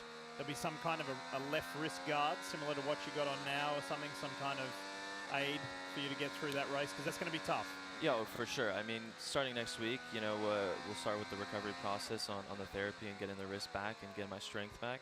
And we'll be talking with the INDYCAR medics, and obviously they're incredible. They've helped me so far, and we'll work on getting some sort of brace sorted. Obviously they've had situations like this in the past, so they said, don't worry. I mean, it'll be tough, but we'll get you there. So. Listen, you look at that face in the lower left, there ain't nothing that guy can't take on. He'll be ready. There he is, folks. David Malukas of Arrow McLaren. Thanks for coming and visiting us, and good luck.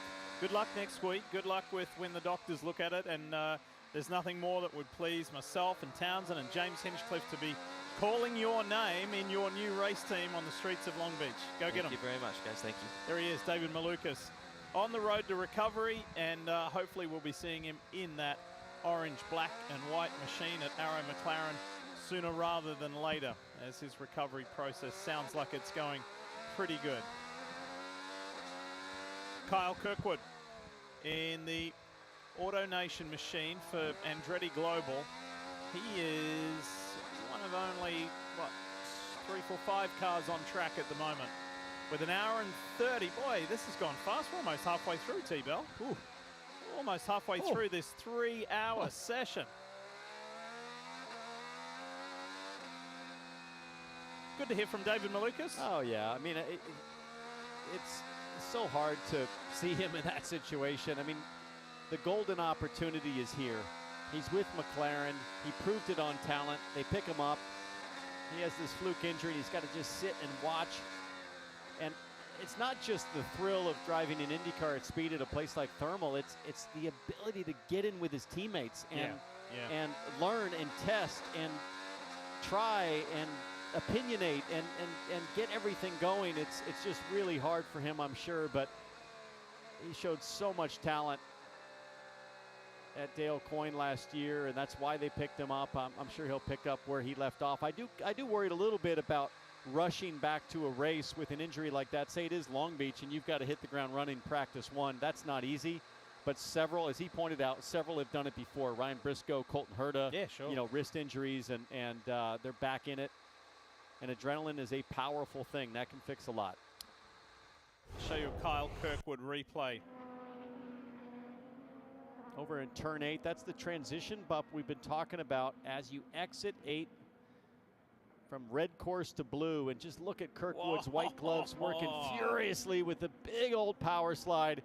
Why do tires degrade so quickly here at Thermal? Well, this is exactly why. You're just leaning into those Firestones with such aggression.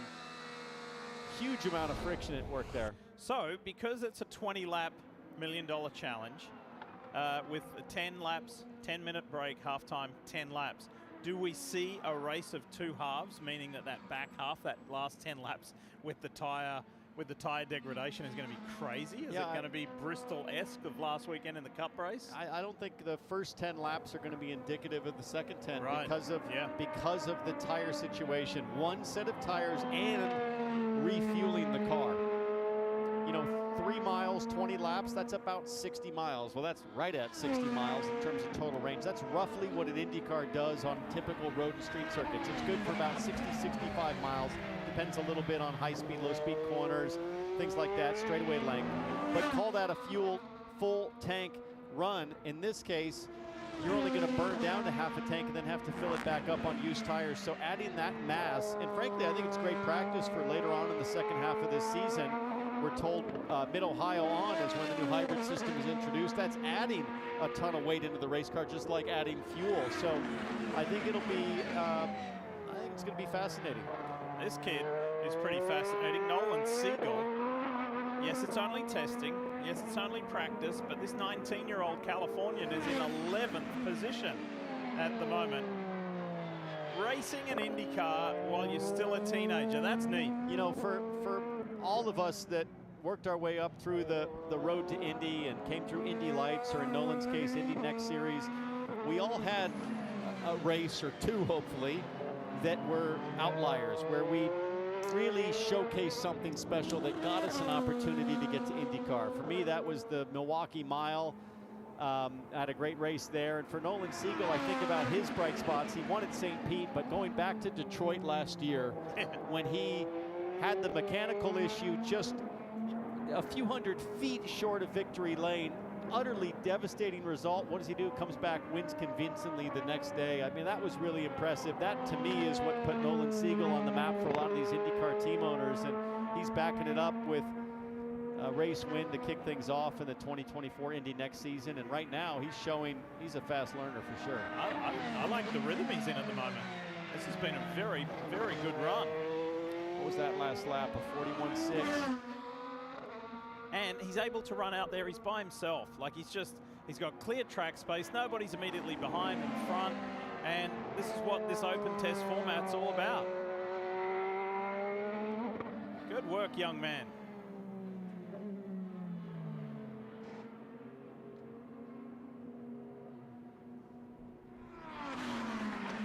We were talking to David Malukas. Roman Grosjean went for a bit of a ride. You can see it on the floor, the right-hand side of the car, just below the side pod. A little bit of, I wouldn't say damage, but discolorization for the floor.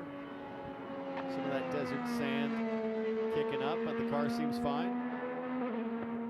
Kevin Lee has been everywhere today. Kevo, where do we find you now? So I'm back in the Firestone tent. Again, you might notice a common theme. There's a tent over me and there's shade. So I'm going to find as many shady places as I want. But I wanted to kind of look into the process and the unique weekend that we have here. This is Mark Williamson. He's the crew manager with Performance Tires Service Company. They kind of help mount the tires and run things for Firestone. So first of all, let's kind of explain. This is just a traditional weekend. What do we got going on? And how long does this go on through a normal weekend? So basically what we have going on here is they are mounting a set of tires. We will mount about 1,000 to 1,100 tires a week in a normal event. And then when they get done here, they're going to roll them over to the balancers, and then these guys are going to balance the tires. So, and that's a big deal. How do you make sure every set of tires is exactly the same? Well, the engineers build the tires in Akron, Ohio, and they're built to the same specifications. So tires are track specific. So when we leave here and we'll go to Long Beach, that is a different tire than we use here. So each tire has a compound. That's the compound that we use here at Thermal. So that's how we know that they're all the same. And these are the team's rims. The teams own the rims, and that was one of the challenges for this weekend because we don't know who's going to be racing in the final. It's only 12 of the 27 cars. And at one point, there was some thought of waiting and to see who makes it and trying to mount the tires really quickly, but you found a workaround. Correct. So we were only going to have 15 to 20 minutes to mount 12 sets of tires, 6 sets of tires basically. And it was going to be such a tight TV window that we're going to come in a little early on Sunday morning and mount a set for every single car. That way, the 12 cars that make the final, the All-Star race, once released by INDYCAR, then we can turn those loose to those guys and we'll dismount the other ones. So you'll be ready and everyone will be set. And essentially what you're saying is our fault that you have to get up extra early on Sunday morning. So apologies. It's not that much early. It's not a big. Thank you, Mark. There you go, guys. Yeah, good stuff. Some 1,400 tires Firestone are supplying for this weekend. Christian Rasmussen is back out on track. Remember, he was the cause of the caution turn red flag and the stoppage earlier in this session, but he is back out there. And Adam, and not a high lap count in this session whatsoever. He's only turned 5, so he's going to make the most of this second half of this 3-hour session here in the afternoon in the California desert. Beautiful afternoon, 83 degrees. Track temperature still plenty high though, 120 on the racing surface. A lot of short shifting going on through some of the trickier sections of this track as drivers are trying to figure out what can I do inside the cockpit technique-wise to just help lay the power down, especially through that big bump we've talked about through turns 8 and 9. And Rasmussen looking really good there through the S's. That was a nice sequence of corners for him. 18th right now with a 42.5. That puts him 16th. Just thinking about, we've already heard from several Thermal Club members here. There's several levels of the point of pride, right? Point of pride about being a member here, point of pride about having a house here and your cars here and whatever. But the same cars, the same drivers you see at the Indianapolis 500, they're here at your club. That's pretty neat. Well, and turning lap times that are mind-bending. If you're a member and you're used to running around here in a GT car and you think you're quick and then you see these guys show up and, you know, they'll be 20, 25 seconds a lap faster in many cases.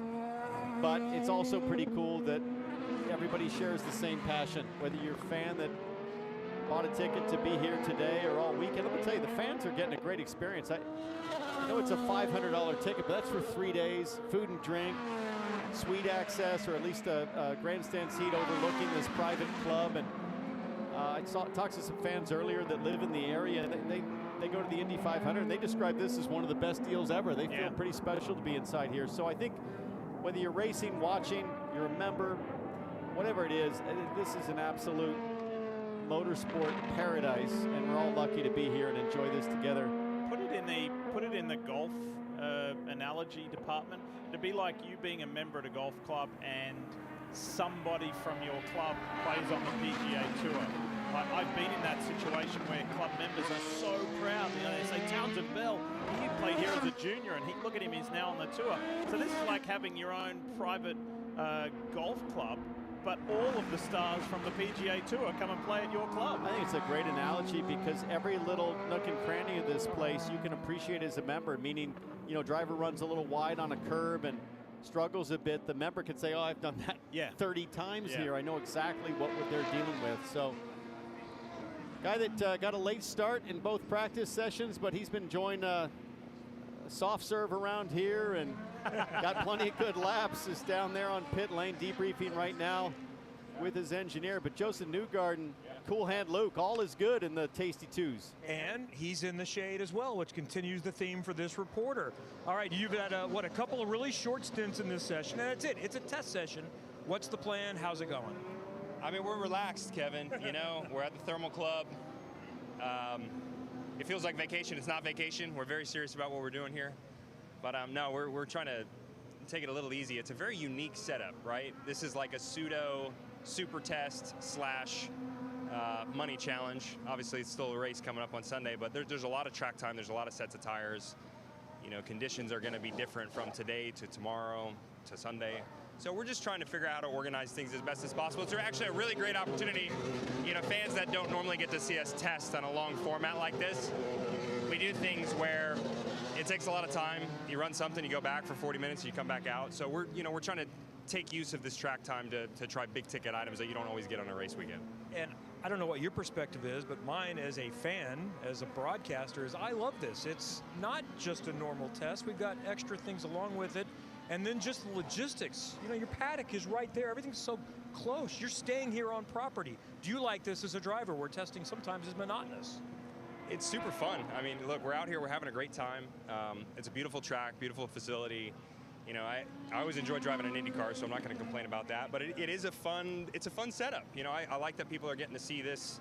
Hopefully we're showing people the behind the scenes, because, you know, there's stuff that happens on a test day that you wouldn't, you know, the stuff we're doing today you wouldn't normally see on a race weekend.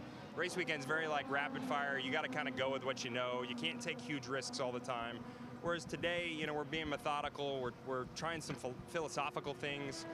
Just trying to take advantage of the setup that we do have. But it is fun. You know, it's pretty weather out here. We've already seen a lot of IndyCar fans that have come up and asked questions, which is great. And like you said, at the end of the day, we're going to have to get serious come tomorrow. Get very serious on Sunday. There's a lot of money on the line, and we still want to succeed on this challenge. Speaking of serious, I have hard-hitting journalistic questions in my ear from the booth. What flavor of ice cream is what I'm being asked? I'm a sucker for soft serve. Me and Will Power, we had lunch, and we saw the soft serve truck, and we did this little Q&A, and we were like, man, we really want some soft serve. And we were like, I was in that line. Were you in that? Okay. And we were like, well, let's have it after the test day. Let's not get it in between. And I was like, I think they're gonna leave. And so we asked them, when are they leaving? And they said 3 o'clock. And we were like, we gotta eat it now. So we had soft serve. I had sprinkles on mine. I like it all. I'm a vanilla, chocolate. I was vanilla today, but it was very good. Apparently the booth has more. Go ahead, Townsend, and I'll pass it along. It's good to know that the threes are thirsty, the twos are tasty, and I'm just curious. Practice session 1, it looked like Joe News, his car setup looked really lazy, but I was suspecting it was intentional to set things up to be good at the end of the challenge and take the cash. Am I reading too much? Is that part of the plan? Is a really soft, lazy car to protect the rears? Okay, took a while, as you can tell. Is the plan to have a soft, lazy car to protect the rears? That's what he noticed, what he thought you guys were doing in the first practice today. Great question. You know, tire degradation is sometimes such a mystery, right? You know, I do think speed's gonna kind of trump this weekend in a lot of ways. Like the car has to be fast, but to Townsend's point, you know, you're gonna have a lot of degradation. Across 20 laps on this, you know, real shootout, there's gonna be a ton of tire drop off. I just think starting up front is gonna be really critical.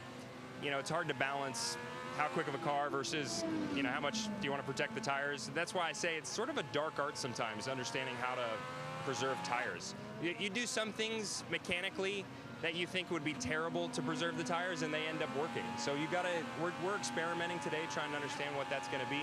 I think tomorrow morning you're going to see a lot of that. Conditions will be representative tomorrow morning for race running. So you may see more of it then, but we're trying a bunch of stuff. I don't think we're going to leave speed on the table, though, just for tire deg. I do think starting up front's pretty critical. Last one is from Chief Correspondent Lee Diffie. Go ahead, please, caller. Kevo, please ask him which part of the track has challenged him the most? Has he had any big moments we didn't see? And then which part of the track of this thermal club does he love the most? Which part of the track has challenged him most? Have you had any big moments? And then is there a part that you love the most? I've had some moments. I about threw the car in the fence a couple times. 17 coming on the front straightaway is very difficult. You know, you have the bumps that you're going across, and then you're trying to stay flat out onto the front straightaway, and you're getting crossed up. So I almost threw it off there 2 or 3 times. You know, the high-speed section is full on. Like, you got to really commit with this car. So I think that 8, 9, then getting into 10, 11, and I think that's probably the most fun, especially the 10, 11, 12 section leading into that final corner is really cool to drive. So yeah, it's a blast. It's very technical. Like, you get everything here. You got high speed, mid speed, you got hairpins, you got a chicane. The car's got to be like very versatile. You can't sort of prioritize one thing or the other, and that's why I say, you know, with the tire degradation question is really, it's a good question. it's hard to answer it, you know, because the car's got to be good at everything here, and you know what you would traditionally think would help tire degradation may not help you here. Thanks for playing along. Yeah, you got it. It's a long interview for Joseph Newgarden. It's good to hear from him for He's that been doing long, so much sitting. It looks so comfortable. We got to ask him all these questions, and he gave us some good stuff to think about. I really love how much the drivers enjoy coming here. I mean, they really, with every lap, they start to understand some of the nuances. We see a replay from the number 5, Pato Award. What have we got here? Whee! Pato Award sideways, and then sideways some more. MotoGP style, backing it in. Turn 14. Graham Rahal, same turn. Different situation though, a locked left front. So you're either going to take it on one end or take it at the other in terms of degradation. Pato losing the back end of the race car, and Graham struggling to get the front to work on the brakes. Let's have a look at what else has come along on social media. How do the drivers prep for a race weekend like this one at a new track?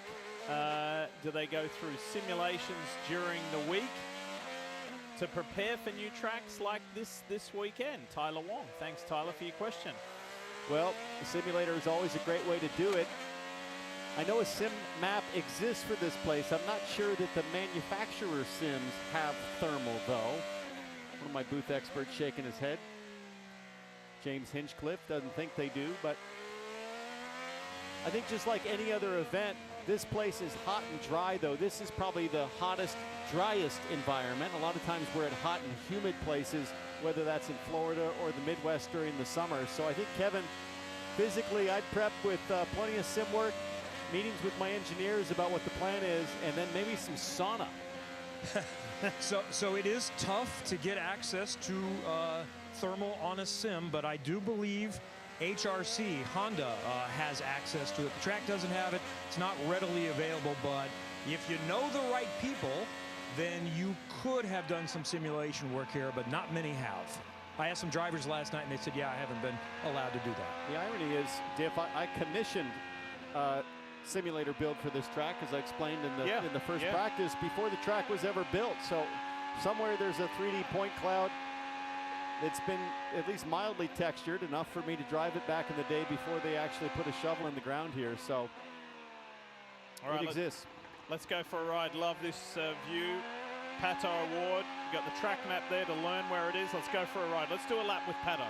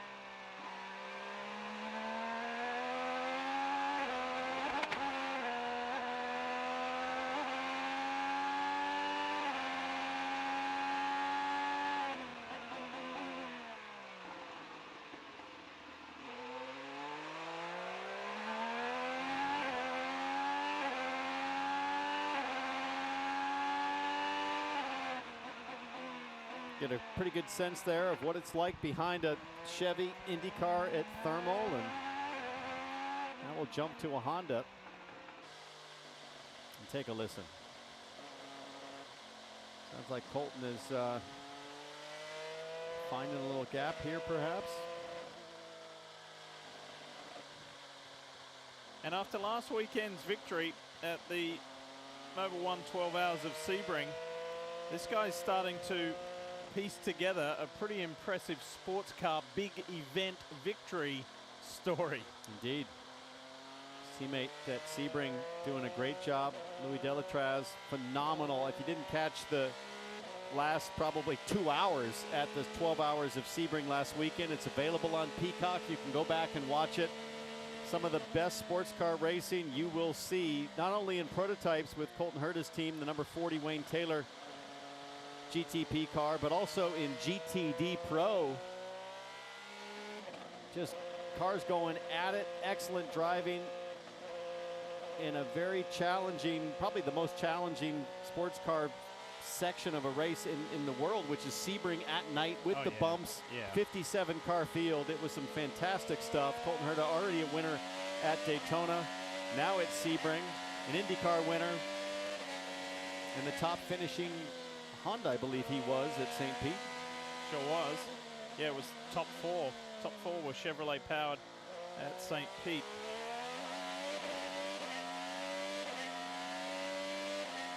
We showed you this a little bit earlier where Joseph Newgarden and some of his peers talking about how Newgarden drives. What about this man we're on board with now, Colton Herta? Have a listen. I think my driving style is a little bit of a person that maybe builds up to the limit by going over it and coming back. Nice save from Colton Herta. Colton's driving style aggressive. I can tell he likes a car with rear security. The best saver is Colton Herta. He does things that no one knows how he does. This is Herta's house. I think I'm very comfortable sliding the race car, whether that's by choice or by setup. That was a phenomenal save. Yeah, he's an insanely good driver. I mean, I rate him at the absolute top. Colton Herta will have the last say of 2021. He always extracts everything he can possibly get out of the car. Fair assessment from his peers. And I don't think there's a greater contrast sense in driver personality to their driving style than Colton Herta, maybe Kimi Räikkönen. But you know, when you look at Colton Herta, it looks angry behind the wheel. I mean, he is just rage mode oftentimes at road courses, street circuits. We've seen unbelievable saves on ovals from Colton Herta. Probably no saving that Firestone. That left front is absolutely smoked.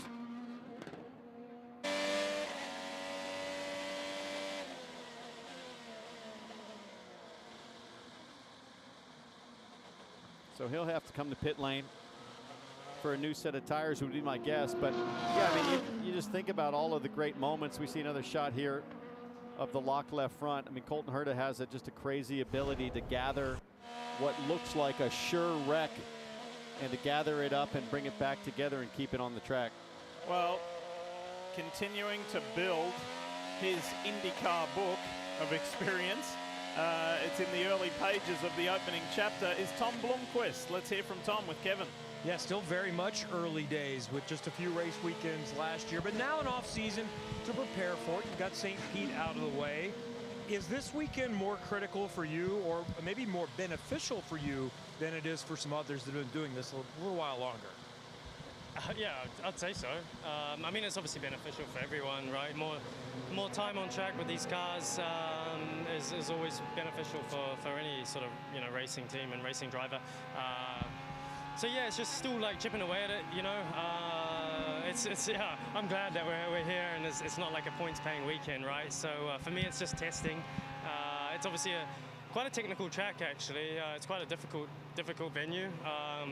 And we don't have that many tires, so it's actually really hard to try and make steps forward in the right direction because the degradation around here is actually quite high. So it's challenging. It's a challenging track, but it's quite a fun track to drive. And it's obviously very long. It's long for an IndyCar for a track. So yeah, I'm having fun out there. Obviously in a beautiful part of the world as well, and the sun's shining, so it's always good. But yeah, it's just good to get more time in the car. And you're making this transition from a full-time sports car driver, and you're doing that in the middle of really still going back and forth. You started the season in Daytona, you do some IndyCar testing, a race, you're at Sebring last weekend. What is the adjustment when you're going back and forth week in, week out? Yeah, I mean, it's getting easier and easier. Obviously, when I wasn't very familiar with this car, you know, every time I sat back in it, it just felt odd. You know, just the position a little bit different, the way you feel everything just a little bit different. But now when I'm jumping between the two, it doesn't feel different when I'm jumping back. So that's the first sort of baby steps in acclimatizing to the car, which is good. But it's still just the little intricacies of getting the most out of this car. You know, making the car turn the way I want it to turn, making it, you know, accelerate out the corners the way I want to accelerate out the corner, and just getting that, you know, trajectory of the car in the right place for me to like extract the performance from it. So it's still just, you know, learning all those little intricacies of this car. You know, it behaves very differently to what I'm used to. It's hot today. It's not going to be nearly as hot tomorrow, and cool on Sunday. Are these conditions going to make tomorrow and Sunday feel a little bit more comfortable on track? It's definitely going to be quicker. You know, the car and this track being so long, also this type of surface, the tires don't hold on for very long. So yeah, it's pretty hard work out there this afternoon compared to this morning even. But yeah, I mean, when it's cooled down for Sunday, it's going to be a lot nicer, and the car's going to handle a lot better, a lot quicker. So yeah, it's going to be a lot more fun. Thanks, Tom. Tom Blomqvist, Meyer Shank Racing. Good stuff. Continues to make progress, and like you said, it's just so different to what he's used to in the sports car world. But each time he's in the cockpit of an Indy car, learning more, getting better and better. Super skilled driver, championship winning driver, big event winning driver. So there's going to come a time where we'll see Tom feature. This is Pietro Fittipaldi.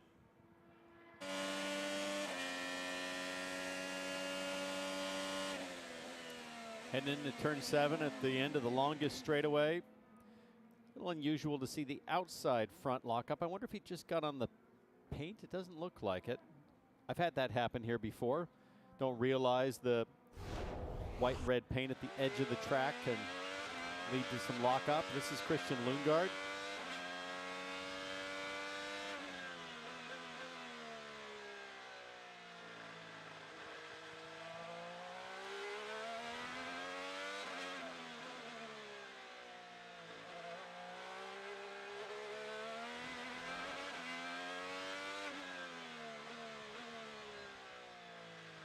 Having a look as we enjoy this ride aboard with Christian, having a look at the scope of the timing and scoring. Kevin Simpson has ground out quite a few laps, 25 in total. Romain Grosjean has pumped out 17 laps. Pietro Fittipaldi, 19 laps. So there's been some good work so far. I think this might be Lundgaard's first lap of the afternoon. I don't see him on the charts right now. I don't recall seeing him out there earlier. I wonder if they went for a long geometry change, a long lunch, or maybe just a long wait until track temp starts to cool down, which it has. It peaked out at 123 degrees about an hour ago, now down to 119.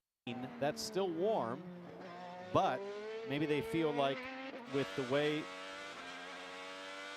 the race will be, the heat races on Sunday are so early in the morning that they're best to do their longer running with slightly cooler temperatures.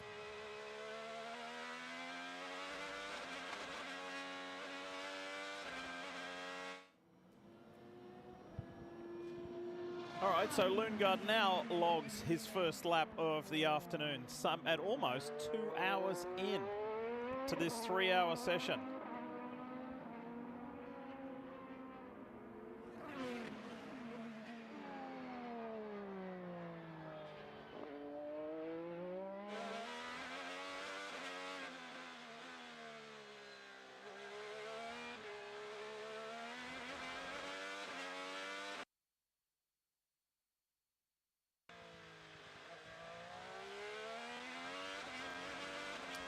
Canapino there, yep. P5, Grosjean P7. They were as high as, I want to say, 3rd or 4th earlier. Yeah. But again, we keep in mind the big picture view that it is testing, and there's so many variables and different work programs and different checklists of what they want to achieve in this session to make the most of it. Big picture-wise, Kevin has raised this point.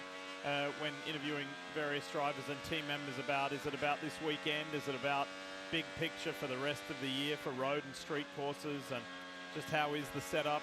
What are we working on? What's on the program list for this day to make the most of the 5 hours on day one? Pretty tidy lap there for Lundgaard. Spun up the rears a bit coming out of 14, but he'll come to the alt start finish line, and that is very tidy. P1. There you go, second lap. That's how we do it in the Hy-Vee Honda, says Christian Lundgaard.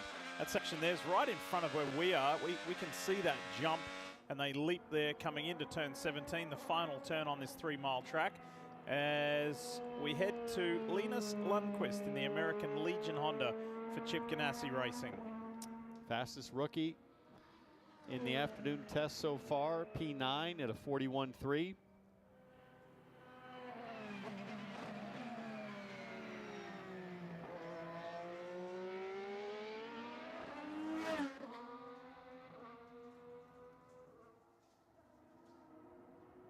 Marty and I got to spend, Marty Snyder and I got to spend a little bit of time with Linus at the season opener in St. Pete.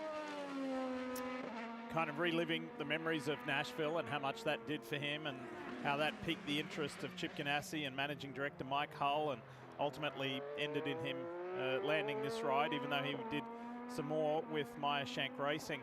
And we asked the question, what happened if this didn't materialize? You had nothing else going on. What would have happened? He said, I may have just ended up going home. My dad's a plumber and runs his own business, and come from a blue-collar background. I may have just been back home and maybe working with my dad. He doesn't know. Like, he said, racing has been my life. That's all I know. Isn't it amazing? The road can either go left or right, and it went the right way for Linus Lundqvist. He's now living the life as a professional IndyCar driver. Cool story. Another guy from overseas who has a cool story is Marcus Armstrong. He's with Kevin. And I'm your boots on the ground, so you ask, why has Marcus Armstrong not been out on track much this afternoon? Let's just ask him. Why not? Well, I don't know if you realize we're in the middle of a desert. It's really... Oh, I've noticed. It's hot out here, so just waiting a little bit, and I don't know if the track temp will come down a lot, but every little bit helps, I guess, especially when we have limited tires. So we're going to get out on track soon, don't worry. And you got some productive running in this morning. You were P3. What did you learn in the morning session? Yeah, it was good. We rolled out. The car was good straight away from the first lap, so that's always positive when you arrive at a circuit and feel like the car's in the right window. So we haven't done a lot of laps, really. I think we've done like 18, so we've got a lot to discover still, but yeah, so far so good. You like this track, or are you getting something out of this weekend? Certainly, I love this track. It's very fast and flowing towards the end of the circuit, and then there's a lot of challenges through the first sector with stop-start sort of corners. So I think it's a great challenge for us as drivers, and I enjoy it. So when we were kind of walking down the pit lane, and Diff noticed up on your pit stand a familiar face from the Formula One world. Angela Cullen worked with Lewis Hamilton for quite a while. She's sitting up there. Is she on your team now? Yeah, good spot. She's coming to this race and a few others. I'm not exactly sure how many, but she's just been helping me out over the off season. She's a Kiwi as well, so we linked up over the off season, and so far so good. I've gained a bit of weight finally. These cars are animals to drive, so you've got to be in top form to be able to properly wrestle it around. So she's been a great help to me, and we're just trying to progress through so we can win some races. Whether it's Angela or anyone else, that's part of it that maybe most of us don't understand. You're looking for just the tiniest advantage. What can you do off track that can kind of help you find that edge? Exactly. It's the 1%ers in this sport, because everyone's at such a high level. Being in a good physical form is obviously a part of it. Everyone knows that. It's not a secret, but it's also the little things.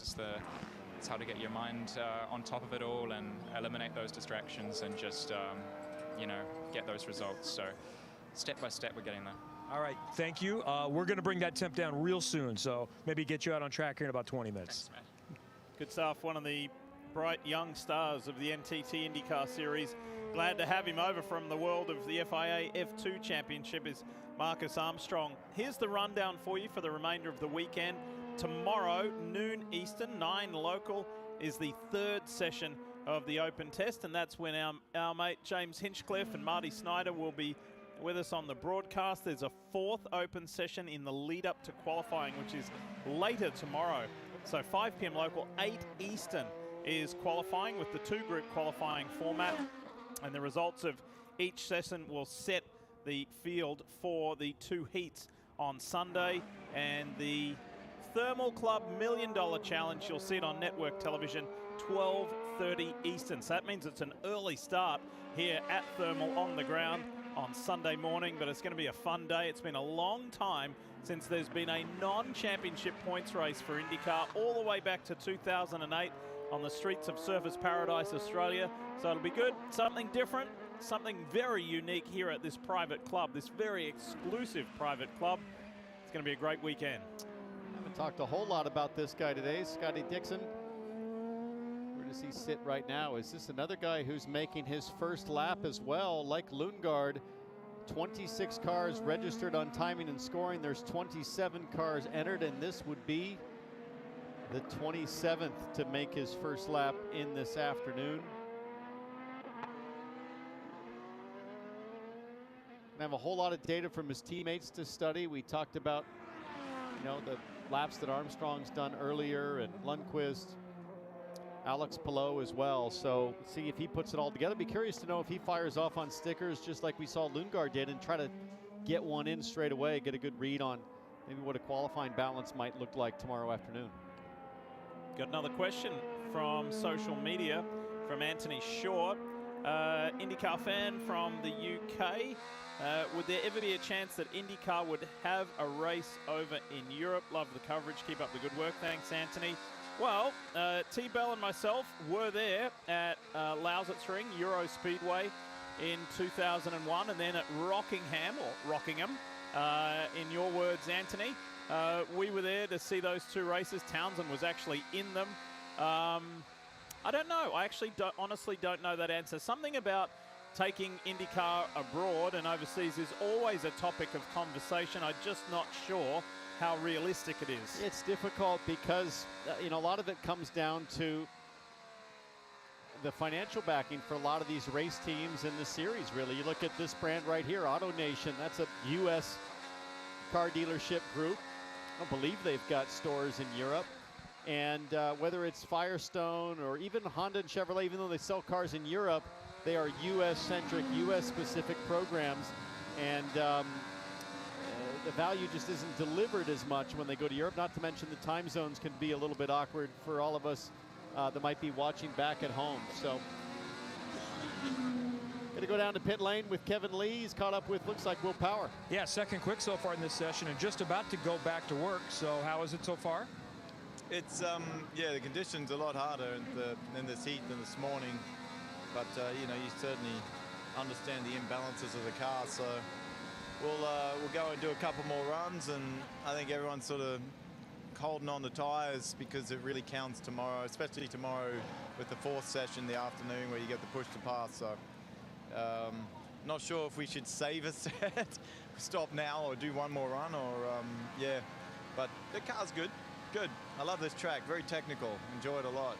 And it's a unique weekend, and we got to see some of your skill sets off track last night. And I think our man Lee Diffie filmed some video. So here is you playing with the house band last night. The Stevie Wonder classics, Superstitious, a song you said you'd never played before?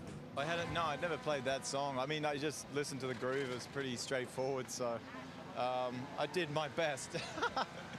I'm not an expert drummer, but I love doing it. It's great sitting in on a band.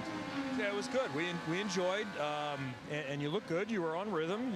Does that kind of help you get in a mind? Do you use drumming actually as a way to work on your hand-eye coordination or anything? Is there anything that transfers? It's the same thing when you play a song really clean. If you're recording and you have to play a song clean, it's like putting a full lap together.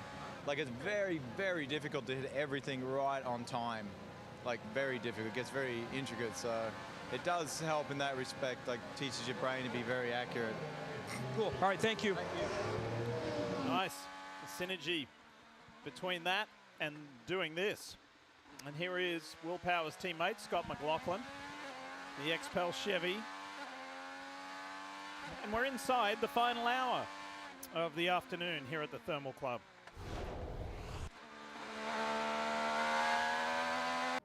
What that was, and then turn 2, just as we were cutting away from that replay, this has been a known trouble spot for many drivers today. Brake zone for turn 2. We're right on board for another replay.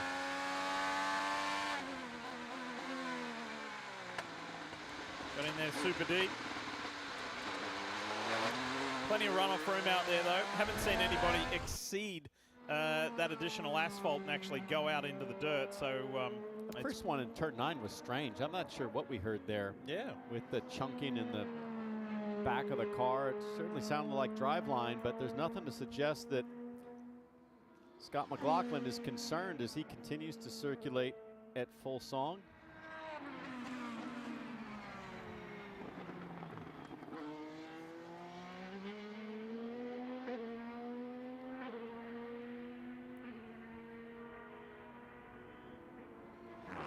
Well, as you've seen, and we don't expect that all of you were with us for the entirety of the day's coverage, but for those of you just joining us, these private residences right on the edge of the track, and they are built on the edge of the sound wall as well.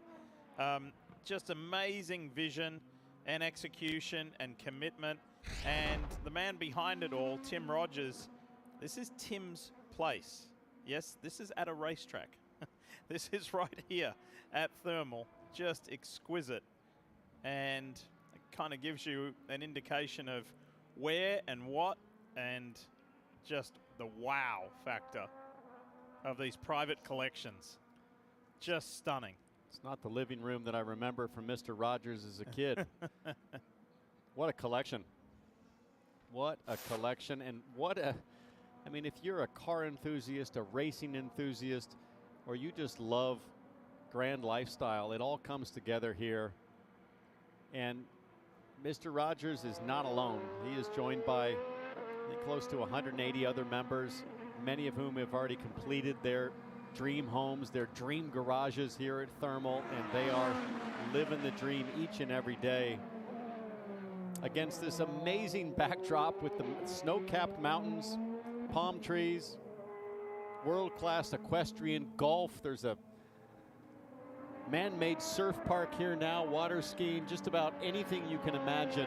It's on offer here in the desert, and this place is something else. And in this part of the world, you know, and as far as being world famous, Palm Springs is certainly world famous. And back in the day, decades ago, a lot of Hollywood's finest made Palm Springs a destination and a famous spot where they would escape from the bright lights of Hollywood. In more recent times, Coachella has put this part of the state on the map globally. And that's exactly where we are as Dixon leaps over that again through turn 17, final time. He was the 27th and final car to go out on track and log a lap, and he still sits in 27th position. But that's where we are. We're in the Coachella Valley, surrounded by the mountains, and Townsend and I just did the drive yesterday. It's about just over 3 hours east of Los Angeles. So, and the temperature, the weather is as good as it looks. How about this man behind the wheel, Scott Dixon? Let's hear from him and maybe some of his competitors as to his driving style. Well, I think driving styles kind of evolve. Dixon is a 6-time champion! Fairly aggressive in a lot of ways. My steering inputs are very erratic. Scotty can manage and balance a car that's ill-handling better than anybody else I've ever seen. Scott Dixon is like the ultimate INDYCAR driver, you know, he's got everything in his toolbox. He's almost perfect. The best by far on strategy goals. I find Dixon to be very conservative. It's his style. He lets the race come to him. Dixon moving by easily. Dixon never ever does a 50-50 move. He kind of keeps it to almost 100% moves. He's always there. He's almost never out of it. He keeps his cards close to his chest about his philosophy. So I asked the truck diff to roll the interview where you talk about my driving style, but they said it was too profanity-laced even for Peacock. So how would you describe the experience you had in the rental car coming out here for the 3 hours yesterday? Well, I wouldn't describe your driving style. I would rather describe what you're like as a passenger when I'm driving. Critical. Unnecessarily And so. Indignant. I mean, unnecessarily so. Why are you driving so slow, Diff? I'm not. I'm just doing what everybody else is doing. you know, you can get a ticket for going too slow in the desert here. Kevin, help me. Let's stop this nonsense. Let's talk to more drivers here. Let's find someone who's taking a little break, has no car here on pit lane for the moment. So Graham Rahal is available to us, but you're kind of also watching what else is going on. What are you seeing? We got some sticker runs coming here? Yeah, I mean, I'm just, paying attention to see what's going on. It's, it's interesting because the tire really only lasts about 2 laps, legitimately, and so it's kind of a handful. I know some guys were waiting. I think Christian, he was waiting a little later in the day. They just went P1, and he's going to run, I think, 2 more new sets here at the end of the day and try to really focus on the qualifying side. Pietro's run a lot. I'm kind of in the middle, so we'll see. We've got a lot of work to do. I mean, I can't say that I've been overly thrilled, with our balance. What's really weird is that Christian and my cars are very similar, yet our feedback and our feel of the car is polar opposite, which I really don't understand. So we've got some work to do here, and hopefully we can find something in the last hour. And you typically have had similar feedback, I'm assuming, and like kind of the same things? Normally, yes. I mean, normally the biggest differences in the two of us is that, I'm much more of a, attack the corner, brake late, attack the entry, whereas he's much more of a kind of an easy in guy, a guy that gets off the corner very well. A lot of his lap time is made corner exit down the straightaways. And, as you can see, like at Indy Road Course, Portland, place like that, when my style works, it's fast. Unfortunately, barber test earlier this week and today, it's biting me a little bit, but we'll see. I mean, we just got to get the car to rotate a little bit better, and we're going to try some stuff right now to see if we can do that. And then at the end of the day, we'll go back and look. But it's starting to cool off too. You're going to see some a lot faster times. Track's rubbering up, but also, with the track temp cooling off like it is, it's going to get quicker here. How much do you worry about doing things to put a fast lap together for this event compared to what can we learn that helps us all season long? That's the conversation of today, Kev, is, I mean, you can look at it the way Christian is, which is for this event, and I fully agree that. That's why we kind of split. He's focused on qualifying and this event specific. With our car on the 15, I told the guys, there's a few things that I really do want to check off that may not relate perfectly to the rest of the year, but if we can get a feel for what they do here, I think they'll have a similar response at other tracks. I mean, the hardest part about this race is clearly that, it's non-points race, a lot less online other than the money, and the tires are last year's compound. We won't see this again. So there's a lot of different things that are a little atypical. So you got to be careful doing a lot of chassis tuning when it may not be ultra relevant. Thank you, Graham. Well, one of Graham's teammates, Pietro Fittipaldi, in the MyJack entry has just spun. Looked relatively harmless. I wonder if that was on the bump that we've been talking about all day long, leaving turn 8 into turn 9. I think it might have. Whoa. That was a high-speed section of the Sure racetrack, but a brilliant job to keep it on the tarmac.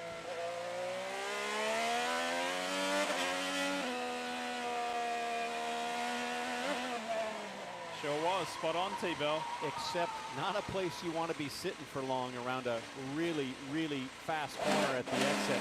I'm sure Pietro was anxious to dump the clutch and get out of harm's way there.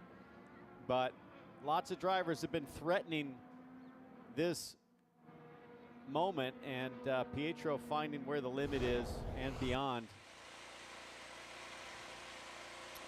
And you heard Joseph Newgarden describe it best. This track has a little bit of everything.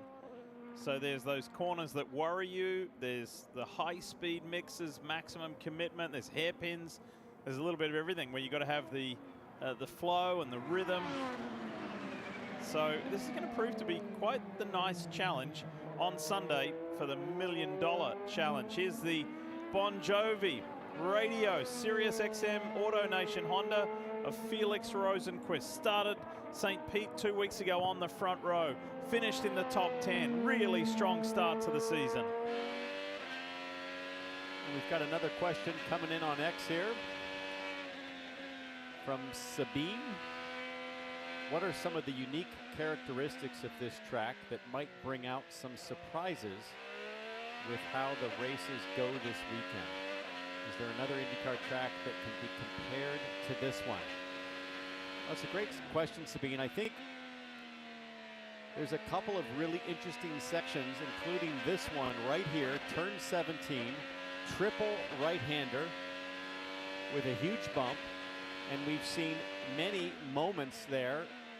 Along with this, turn 1, the brake zone, we've seen cars go off. So I think the characteristics here that are unique are there's lots of ways to get it wrong, it seems. And you've heard the drivers talk about how technical it is. What that means is to get the perfect lap, you've got to be so on point.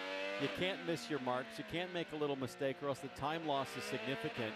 And I think that's the reason to watch on Sunday, is not so much who the fastest driver is, but who can minimize mistakes and not put themselves in a situation where they go into a runoff and lose 5 positions. So that's what I'll be looking for, especially with the tire wear situation like we talked about. Sabine, I think, and it's a very different shape, but the turn 17 complex that Townsend was describing to you that has been problematic sometimes, a portion of it reminds me of the last turn at Portland International Raceway, where if you get a little bit too wide there, or even at the Indianapolis Road Course, you know, where you come through turn 14 there, back on. And then some elements of this track remind me, not nowhere near the undulation, but some elements of this track remind me of Barber Motorsports Park. I think right here the S's are like Barber. Turn 9, that long carousel is almost like Road America, but in reverse. Yeah, Road America, right-hander, turn 9 here, a left-hander. So there's plenty to reference, but I think one thing's clear from all the drivers, thermal is unique, and it's fun.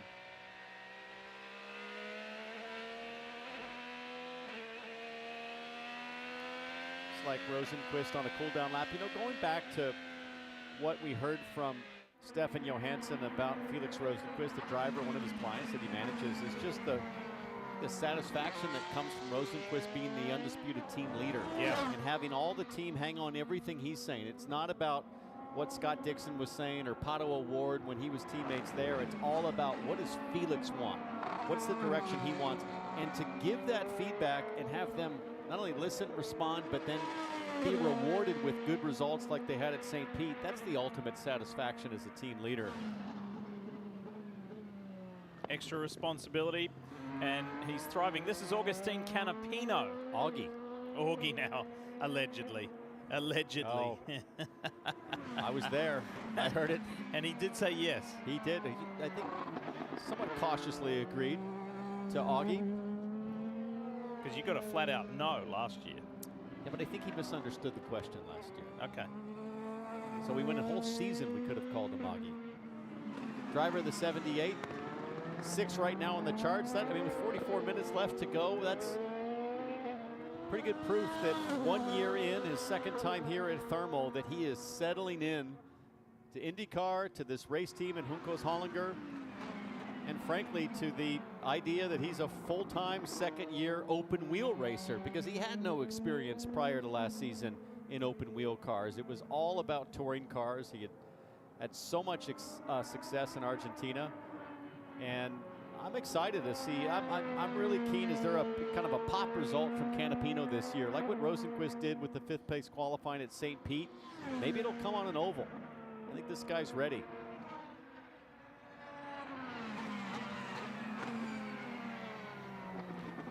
The two interesting things that he now has in his pocket that he no longer has to look about or wonder about. One is the cadence of a weekend, an IndyCar weekend. The other one is the cadence of an IndyCar season. It's different to what he experienced in touring cars in Argentina and the weekend format. And so, and if you talk to any newcomer to the NTT IndyCar series, both of those things are really valid. Yes, We don't like it, but it is what it is. There is a very prolonged off-season. But once the racing starts, and certainly when you get closer to the month of May, you know, like this year's schedule, April 21st is Long Beach, April 28 is Barber, straight away into May 11 is the Indy Road Course. We're into the month of May then it's qualifying, then it's the 500, then it's Detroit, then we're away. Like, you gotta make sure you've got all your ducks in a row to get through this season effectively and as successfully as you can. Yeah, it's a completely different thing to sort of be on your toes leaning in rather than to be on your heels and trying to react and respond to all of these new environments, new racetracks, and new situations. So the same can be said for Stingray Rob here in the number 41 AJ Foyt Racing, the Prey.com car. Really cool livery. That it's gorgeous. Calling that gold chrome, gold wrap, the chrome. So we spoke about the Indianapolis 500. Let's remind ourselves of why we should get excited about the month of May. The biggest single-day sporting event in the world. Good luck out there. Green, green, green. The greatest spectacle in racing.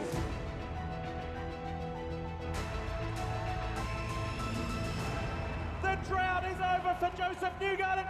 I started out as a fan in the crowd, and this place is amazing. Welcome to the four-time club. It's been a dream of mine to compete in that event, and now's a good time. I feel like I'm in my prime.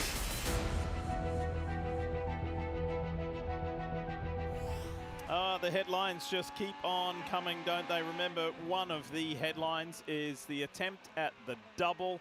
That is the Indianapolis 500 and Coke 600 for Kyle Larson, NASCAR Cup Series champion. And how effectively will he adopt life in an IndyCar? It's going to be one of the big stories of this year's Indianapolis 500, a race that the driver with Kevin Lee hopes to win for a second time in his career. He is going to be one of the favorites, but we're talking about other things today, including road course testing. Scott, how's it going? Not too bad. We haven't run too much. I think, you know, people are looking at the weather for the next couple of days and how it's going to be a big swing. So, yeah, just done 2 tire runs, just finished the second one. It's difficult here, man. At least for us, or my car, you know, we're just struggling to try and settle the rear on entry and then big understeer. So I think most people are probably playing with that as well. But yeah, we'll just keep working here. It's definitely a unique circuit and a bit different to some of the others we go to. Does it feel like any other circuit as far as the conditions and the tire deg and everything else? It's quite low grip, you know, for me at least. You know, like coming from Barber, it feels totally different that we did, you know, test earlier in the week. And then it kind of reminds me a little bit of Laguna Seca before it got repaved, where it's kind of slippery.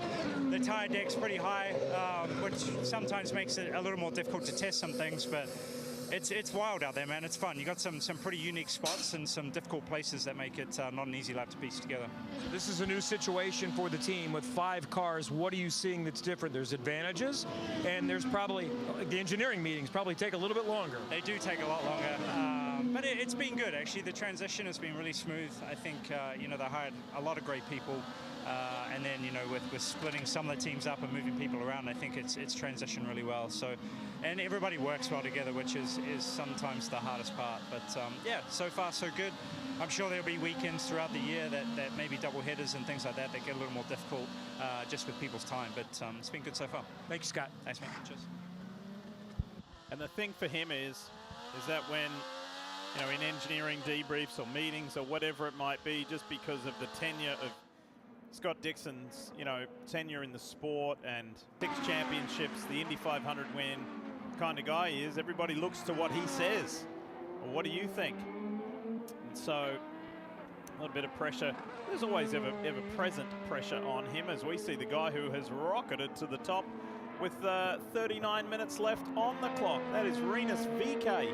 He's cranked out 17 laps and has just logged the fastest one of the afternoon. Gotta think we're gonna start to see some stickers come on and everybody try to squeeze out that one fast lap in preparation for qualifying tomorrow afternoon. They still have to conserve tires, I think, to take advantage of practice tomorrow, testing tomorrow, but VeeKay at 40.2, just in front of Christian Lundgaard within the same tenth of a second.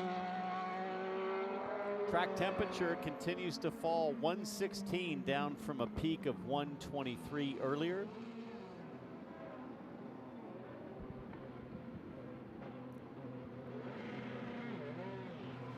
And maybe that was just enough gas for one lap. Yep.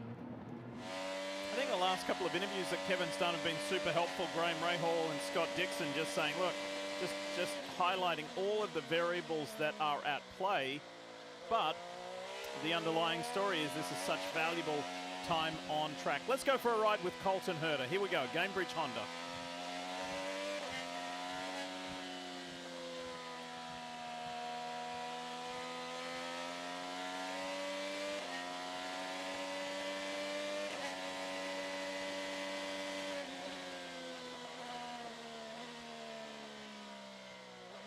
And as he slows, let's join one of his Andretti Global teammates with Kevin.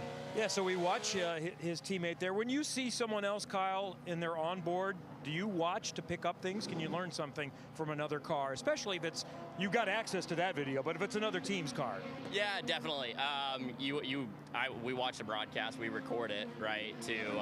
Which I think we're allowed to. Just putting that out there, we're allowed to record. I would think, yeah. So we won't hit you on any copyright violations. Exactly. Yeah, no, and we watch the other cars to see what they're doing.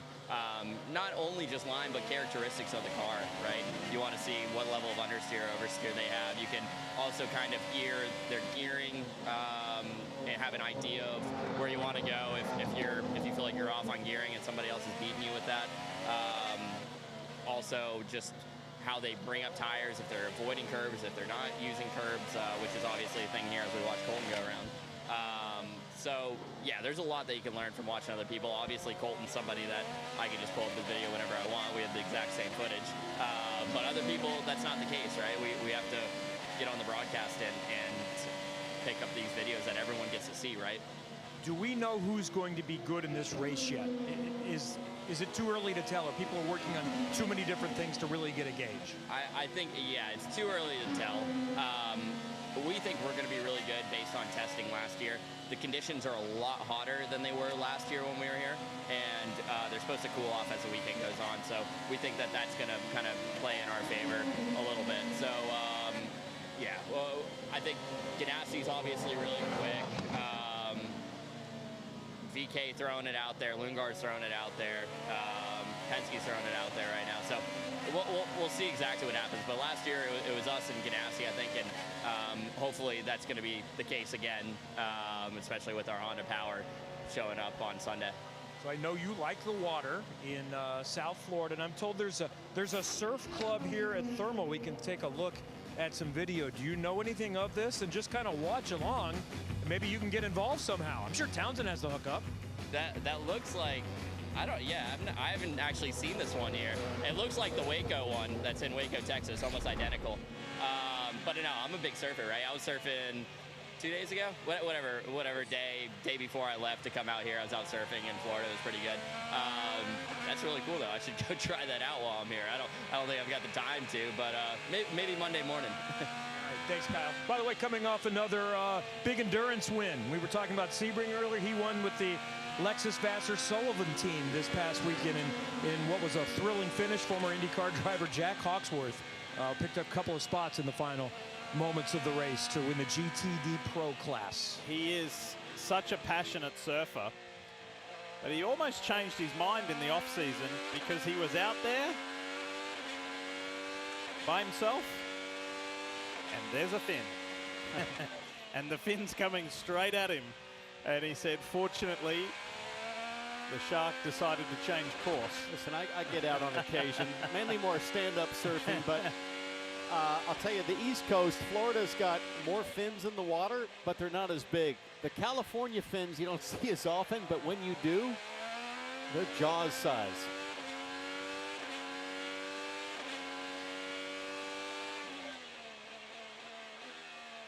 Pretty quiet hands here from Linus Lundqvist. It's fun to watch a rookie's hands and just compare that to what we see with some of the other drivers. This is more in the kind of Callum Ilott family of driving as opposed to the Pato Award or Alexander Rossi or Colton Herta.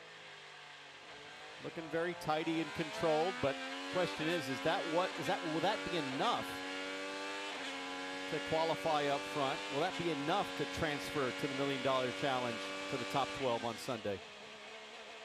Unfortunately, crashed out of the Firestone Grand Prix of St. Pete. But hey, he wasn't the only one in that corner in turn 10. His teammate Marcus Armstrong did it. But he's looking good here in the American Legion Honda. Currently top 10 is the rookie. Last lap was a 46.8.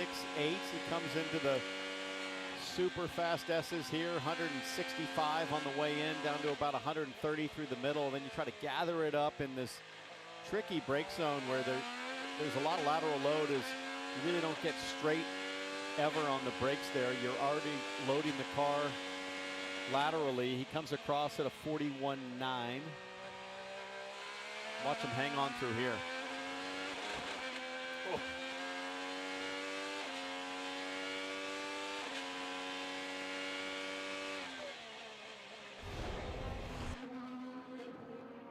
Check this out, Callum Ilott, the NTT Data Chevrolet for Arrow McLaren. A little back end dancing.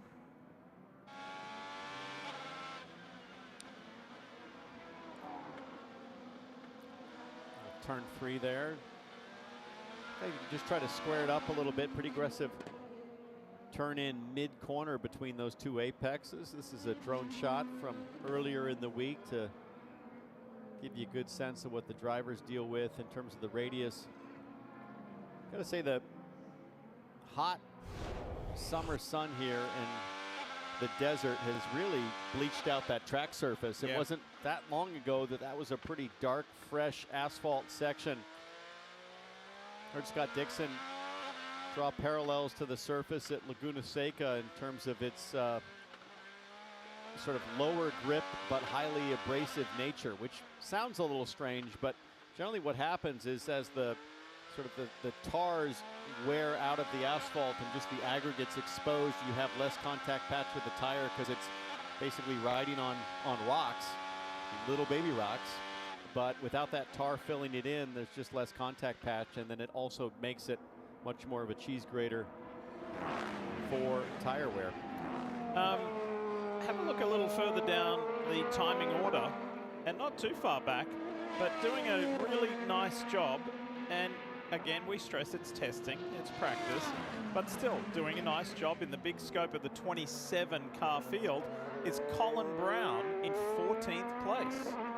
That's a good effort. Absolutely. That's a huge improvement from where Colin was at St. Pete, just trying to digest an IndyCar on a street circuit and get through the weekend without a massive mistake, and he was by and large able to accomplish that. This is a track where Colin Brown has a lot of experience. He's been here for private coaching for a long time. He knows this place. He's got a feel now for what an IndyCar does. Bouncing around on a street circuit, this place is a lot smoother, so I think the confidence level invariably is going to be much higher. And if you look at his rookie teammate Nolan Siegel, 14th and 18th for Dale Coyne Racing now with 29 minutes to go. There's got to be some smiles going around knowing they can do it.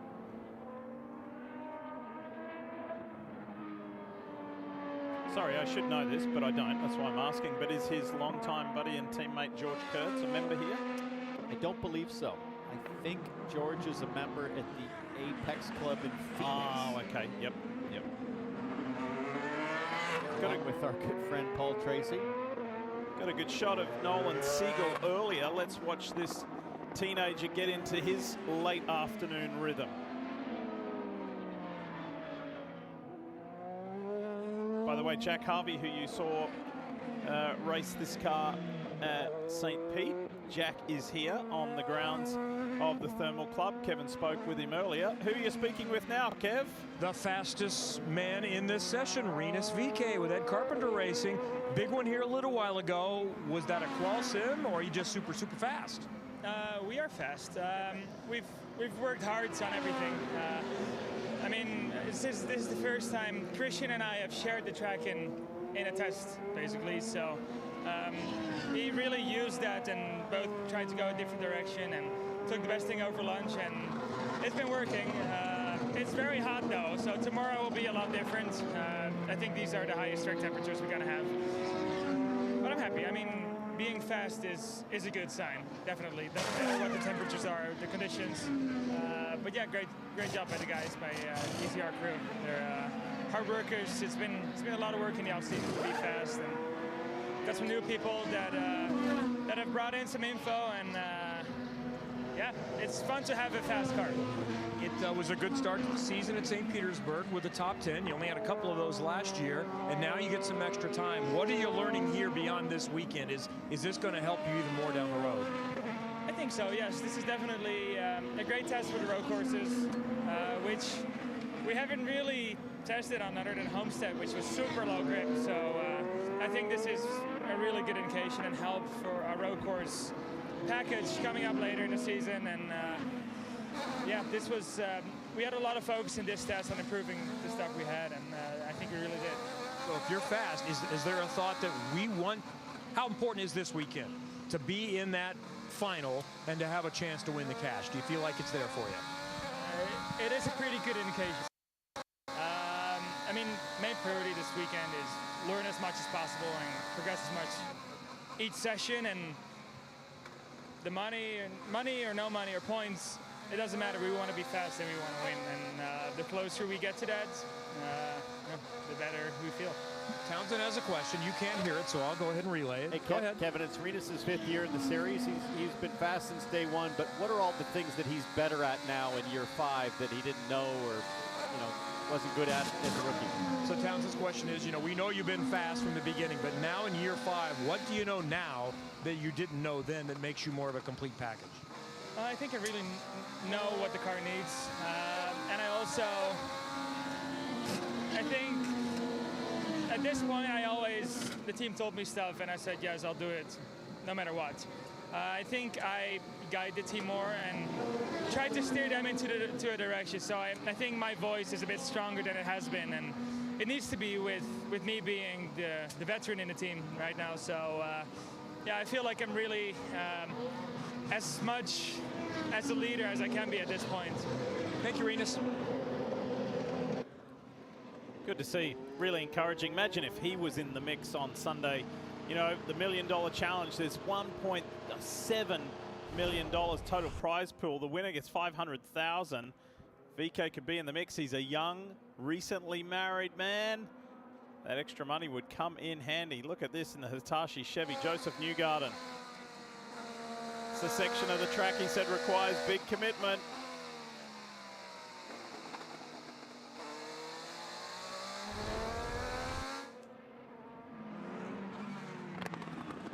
And VK's time at the top was short-lived because Romain Grosjean, with 25 minutes to go, has put the Juncos Hollinger Chevrolet right on the top.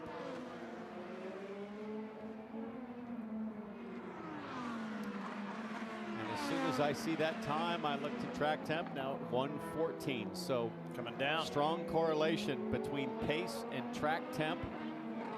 And there'll be a strong correlation between pace and cash on Sunday as you see the purse breakdown once again for the $1 million challenge. $500,000 to the winner. And you don't even have to answer any trivia questions. All you have to do is drive. Snapshot of the speed and times right there. And some teams are calling it quits with just under 25 minutes left on the clock, like Rinus VK. Day's done for him. End of a very productive 4+ hours. Not going to maximize all 5, but other teams have done it the opposite way. They waited till late, like Marcus Armstrong, Scott Dixon. They came out late in the session. They were the 26th and 27th cars out on track.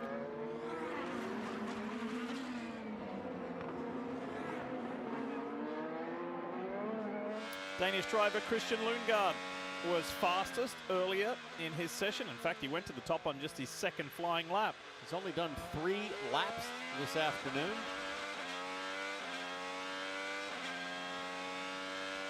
So does that mean he's comfortable? Does that mean they've been making big changes? Does that mean they're just waiting for the track temp to drop and then they'll do their running?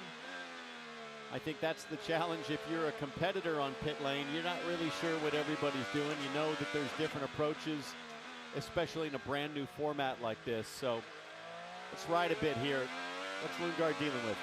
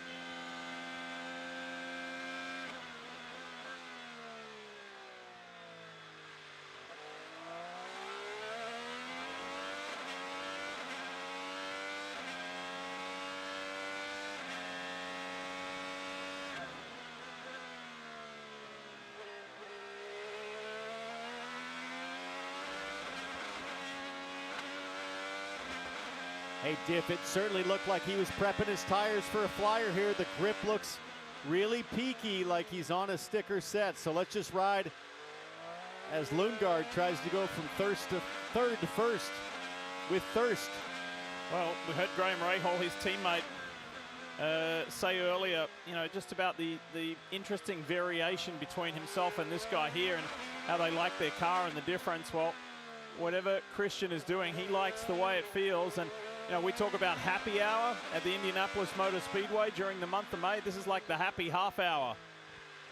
Everybody's going for it. VK was at the top. Grosjean is now at the top.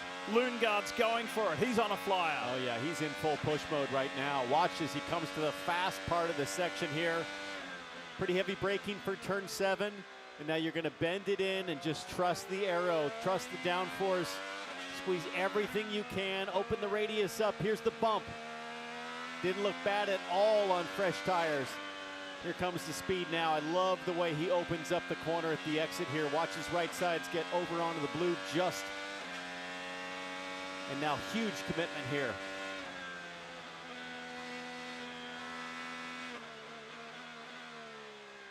No lock up there. That was a really clean, aggressive lap from Lundgaard. How fast is it? Timing line coming up. 41.1. Stays P3.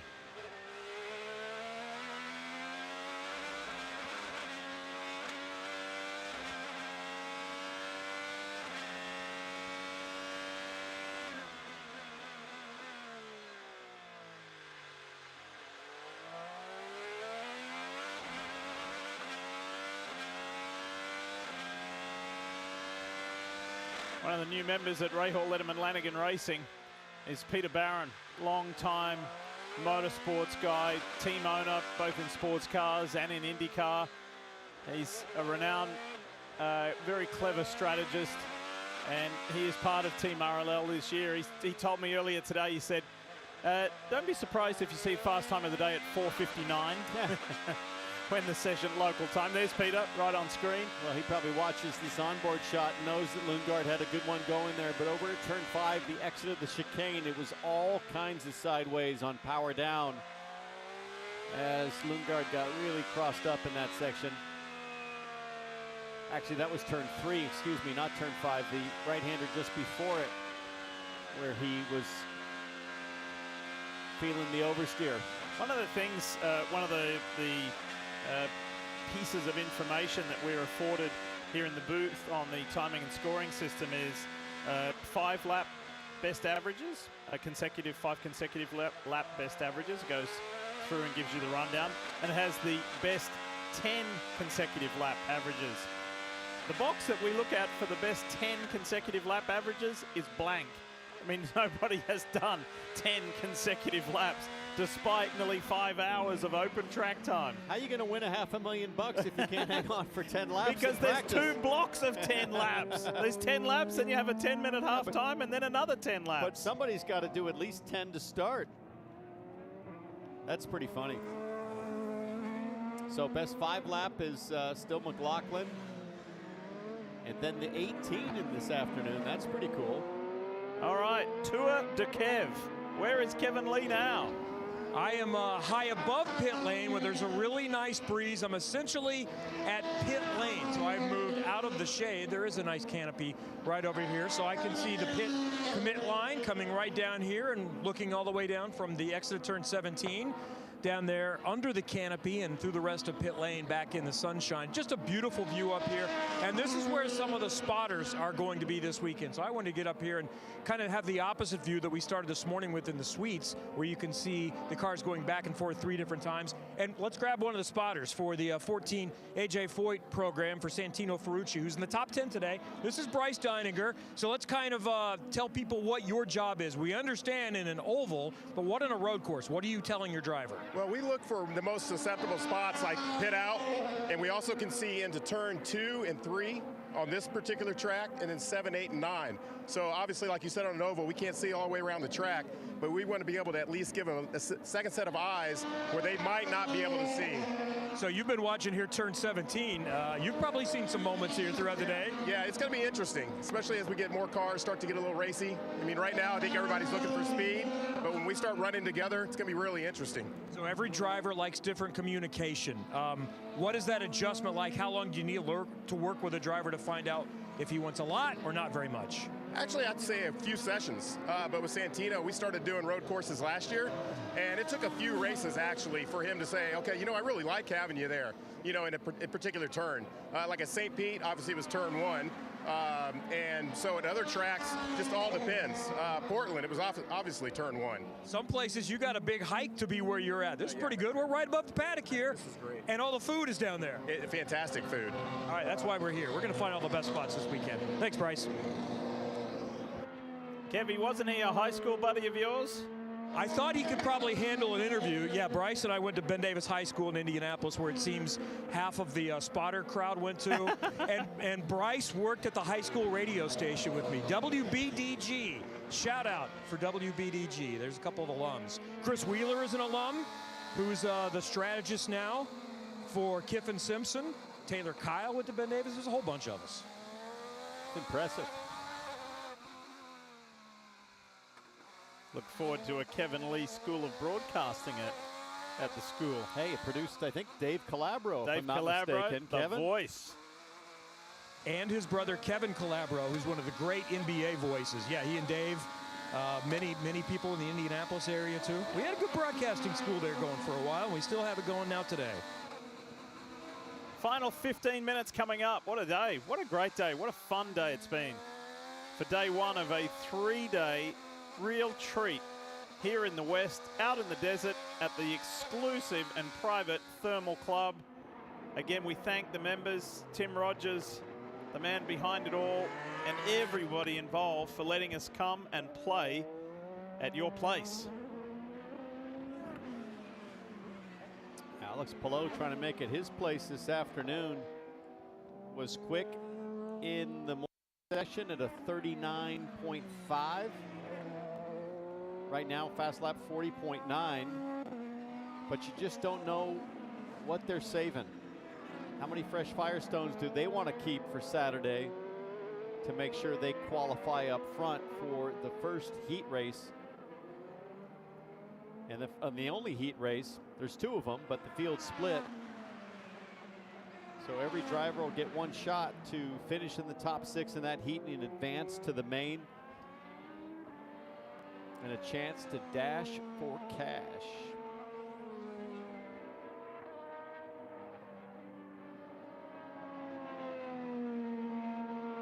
This guy's got a lot going on this year. Trying to defend a championship, which is a really big deal. I mean, he's already got 2 championships in the NTT INDYCAR Series, but trying to defend, that's always a difficult thing to do. He's going to go and do the 24 Hours of Le Mans this year, which is big. He did the Rolex 24, and that car, the 01 Cadillac, looks so fast, but it didn't finish. He was not part of the driver lineup at Sebring, which is usual. Go from 4 drivers back to 3 for Sebring last weekend, but Le Mans is a high point for him. So with his IndyCar campaign and that, and being a new dad, there's a lot going on for Alex Palou. You constantly remark to it, and we shouldn't be surprised because it's just par for the course for Alex Palou. He is always so metered and measured and consistent. He doesn't change. You don't often see him flustered. You don't often see him get too overly emotional. Just keeps delivering. He's done it better than just about anybody else in the world the last couple of years as Santino Ferrucci follows in that, at this point, iconic number 14 AJ Foyt Sexton Properties car. It's a simple livery, but it's bold and distinctive. And Ferrucci, boy, he was super sideways about 45 minutes ago on his way to pit lane, and it was almost like he was throwing out the back end of that Chevy just for sport, laying down huge black marks. It was a high-speed drift for Ferrucci. He's comfortable flinging it around here.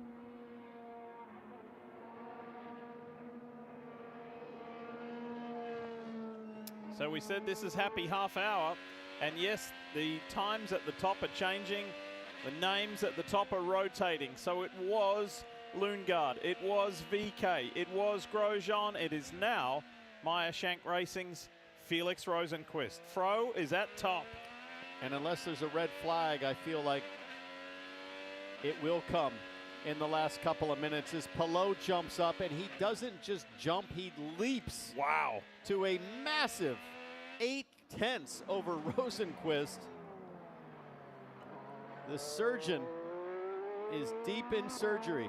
112 degrees is the track temp. It continues to drop late into the afternoon here at the Thermal Club. Well, we asked Kyle Kirkwood a little while ago if he sees any favorites, and this is a pretty big statement. 2 sessions in a row to lead the field. I'm not sure anybody's going to pull off a 39.3 or better, but I suppose it's possible. Going back to that morning practice, the test session 1, it was Palou, and then it was Lundgaard about 2/10 behind, then Marcus Armstrong, Palou's teammate, and then the McLarens of Rossi and Award. They were 2/10 off. Here's Marcus Ericsson, Delaware Life Honda. Go for a ride, have a listen. I'm going to count the amount of cars out on track at the moment.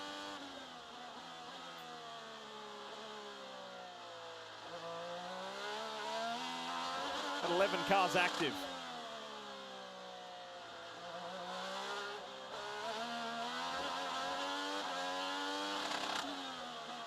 It's growing.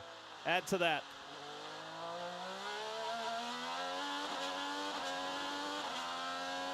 $16 cars. Well done.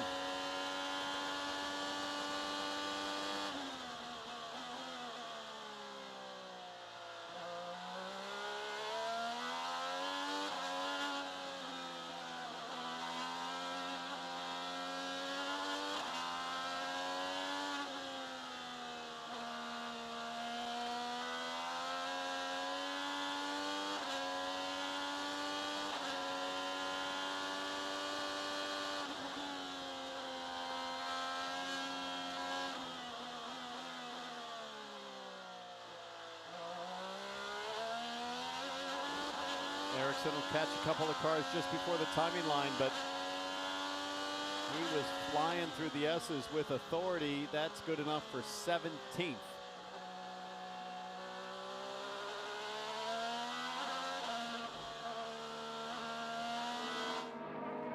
So into the final 10 minutes, here is Will Power. The Verizon Business Chevrolet for Team Penske. Let's see if the ultimate qualifier in the history of IndyCar can do anything late in this open test free practice session on day 1.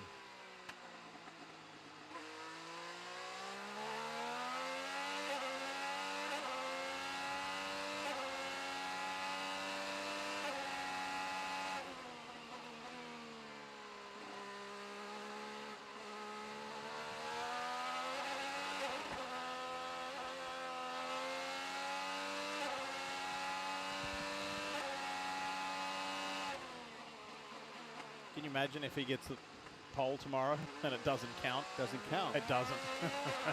He go to 71, and it doesn't count. Yeah, but it might be worth $500,000. Sure, for Sunday, yeah. That's more than the last 70 poles combined.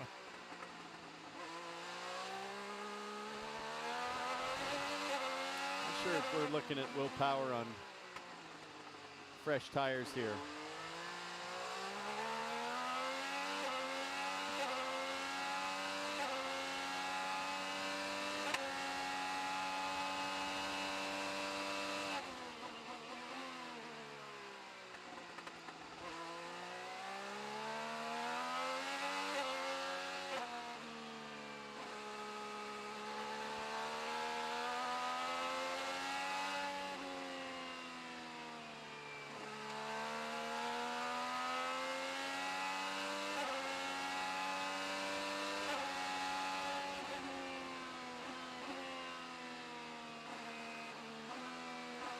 Rosenquist just improved.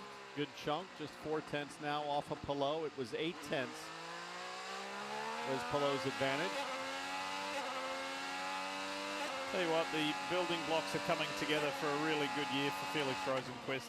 I know it's early, but look, it's consistently promising. Here's the Hy-Vee Honda of Christian Lundgaard.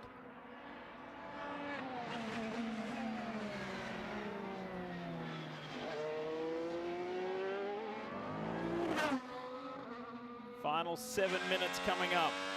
Don't be surprised to see this guy jump.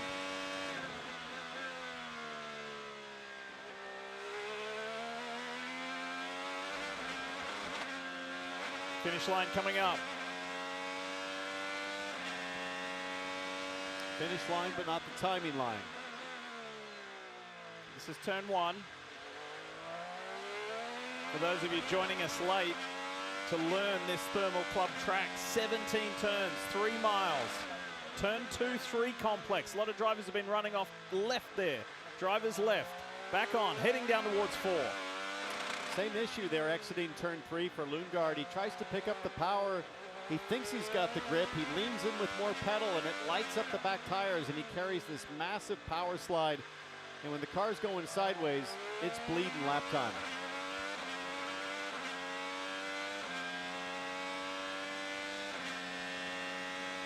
Big, long, straight down to turn 7.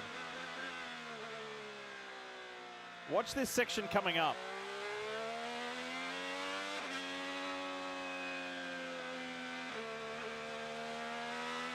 And then into the lengthy turn 9. Beautiful homes on the right there. And then into the rhythm section. Check this out.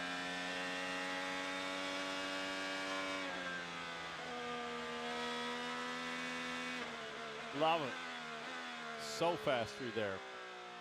Last lap for Lundgaard, a 41.6. I think he's working on longer run balance right now. 41.9 that lap.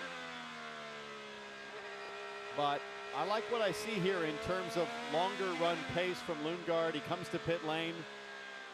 Hands look pretty quiet. It feels like he knows what to expect out of the race car. He's doing a lot of anticipation with the placement of the car, what's going on with his hands, because he trusts the reaction that he gets from those inputs as Newgarden continues to circulate. 15th on the charts. And the final 5 minutes.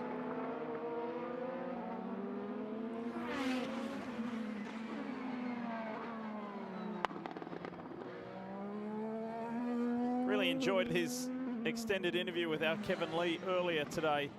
Just highlighting that it's kind of, there's a lot on the line, but there's no championship points on the line, but there is a lot of money up for grabs, but there's also the relaxed feel. It's serious without being serious, but we're getting a lot of work done, but it's in a nice atmosphere and a great place. And so all in all, I think you can sum that up that Joseph Newgarden, the championship leader, is enjoying this trip to Thermal. Yeah, he seems like he's having fun out there and got himself his beloved soft serve mid-test. A lot of hunting on the throttle there, just waiting for the front end to connect until he knows that he's good to make the exit and not have to lift again. Oh, looked a little loose there. Had a moment there earlier too, didn't he? Yeah, showed just that on initial replay. turn in, the back of the car loosened up.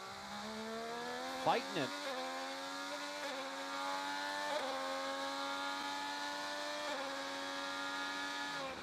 That's good enough for P7, so didn't look easy.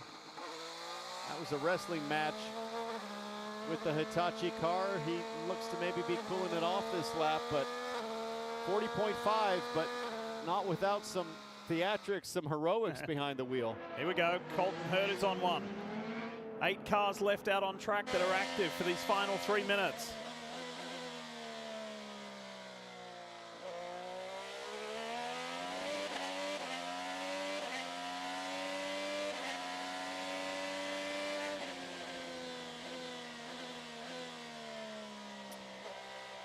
Well, that's it for that run. Diving to pit lane. And that's also a 40.5. That's it for the day for the Gainbridge Honda as the final few minutes wind down. I would say this man would have to be satisfied with the day, Romain Grosjean. Oh, you bet. Second weekend, pardon me, for Hunko's Hollinger Racing, and another session at the right end of the field.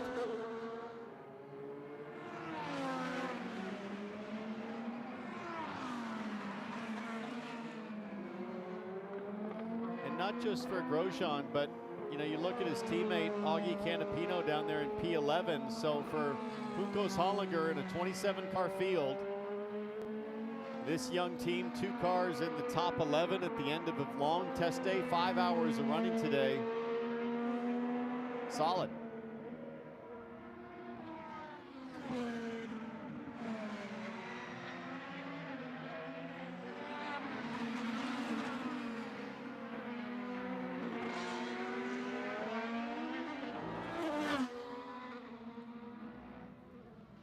Let's have a look at some of the larger numbers as far as workloads. The rookie Kiffin Simpson punched out 36 laps.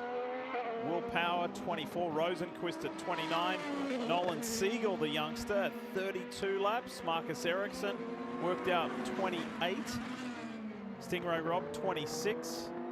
So it's been a very productive session. A combined 520 laps were churned out in the opening 2-hour session earlier today. This has been 1 hour longer. And it's been a good first day. No, it's just a test day, but a strong first full test day at Thermal for Linus Lundqvist, the top rookie on the day, currently sits in 12th. But 33 seconds left. Alex Palou untouched at the top, over 0.4 of a second. Covering Palou to Rosenquist, and then look how things tighten up from, you know, third all the way down to, well, all the way down. It's tight after that, but Palou separating himself for sure. Rosenquist as well. I mean, right in the mix. You said it, Diff. What a strong start to the season. Confidence level at all-time high as Palou looks on, watches, and I think he knows that number 10 car is going to be one to beat on Sunday. And he always says on the radio, let's go, boys. That's how we do it, and that's how you do it. Palou quickest. Session 1, Session 2. Somebody else who had a promising day, Augustine Canapino with Kevin. Yeah, we're just looking at those charts like Townsend was talking about, 2/10 away from 6th, and you did your best time a little while ago. How was the day for you? Really good, honestly, really good. The car was fantastic at the beginning of this session. We did some changes and it's not working at the end of the day. This is the reason I could not improve when the track is cold. But Romain did a good job. At the beginning I was faster than him, at the end it's the opposite. The good thing, the team is improving a lot. We are mixed with the top teams. We are doing step by step in forward, so we are really happy with confidence for tomorrow. So now I think that's one big difference between last year and this year. The team is going to trust you with the path you take them on. You can really share something with a teammate and vice versa. Does that sound accurate? Yeah, definitely the present, the Roman in the team is really a step forward for the team because Roman is a top guy, top driver with a lot of experience, really quick, and he's showing in the track what the team can do. For me, it's a good opportunity to continue my learning. Of course, I'm still learning every day, but I'm much more close than ever, and I want to do a better job in the next races. Nice job. And by the way, that wraps up our coverage today. We've got another day to go, but number 22, driver number 22 of 27, plus a few extra drivers today. So we're proud of ourselves, and we'll get the other 5 and more again tomorrow. Great stuff. Okay. So, getting ready then for the just some mic issues there, but we've got them sorted there. Apologies for that. Getting ready for the night ahead of us for Formula 1 at Australia, but coming up in 13 minutes time is the Formula 3 sprint race from Australia, followed by the F1 practice 3 at 1:30, the F2 sprint race at 3:15, and F1 qualifying at 5 AM for INDYCAR. You can join us at 4 PM GMT for test session 3 and 8 PM GMT for test session 4. The classification then, Polo on top with Rosenqvist, Grosjean, VK and Lundgaard the top 5. Will Power, Joseph Newgarden and Marcus Armstrong, Herta and Scott McLaughlin rounds out the top 10. Canapino, Lundqvist, Kirkwood, Ferrucci, Dixon rounds out the top 15. Nolan Siegel, Graham Rahal, Kiffin Simpson, Pietro Fittipaldi, Marcus Ericsson in 20th. Colin Braun, Tom Blomqvist, Christian Rasmussen, Patro Ward, Alexander Rossi, Stingray Robb and Callum Ilott in 27th. But thank you everyone for watching, and we hope that you can join us in 12 minutes for the Formula 3 sprint race from Albert Park in Melbourne.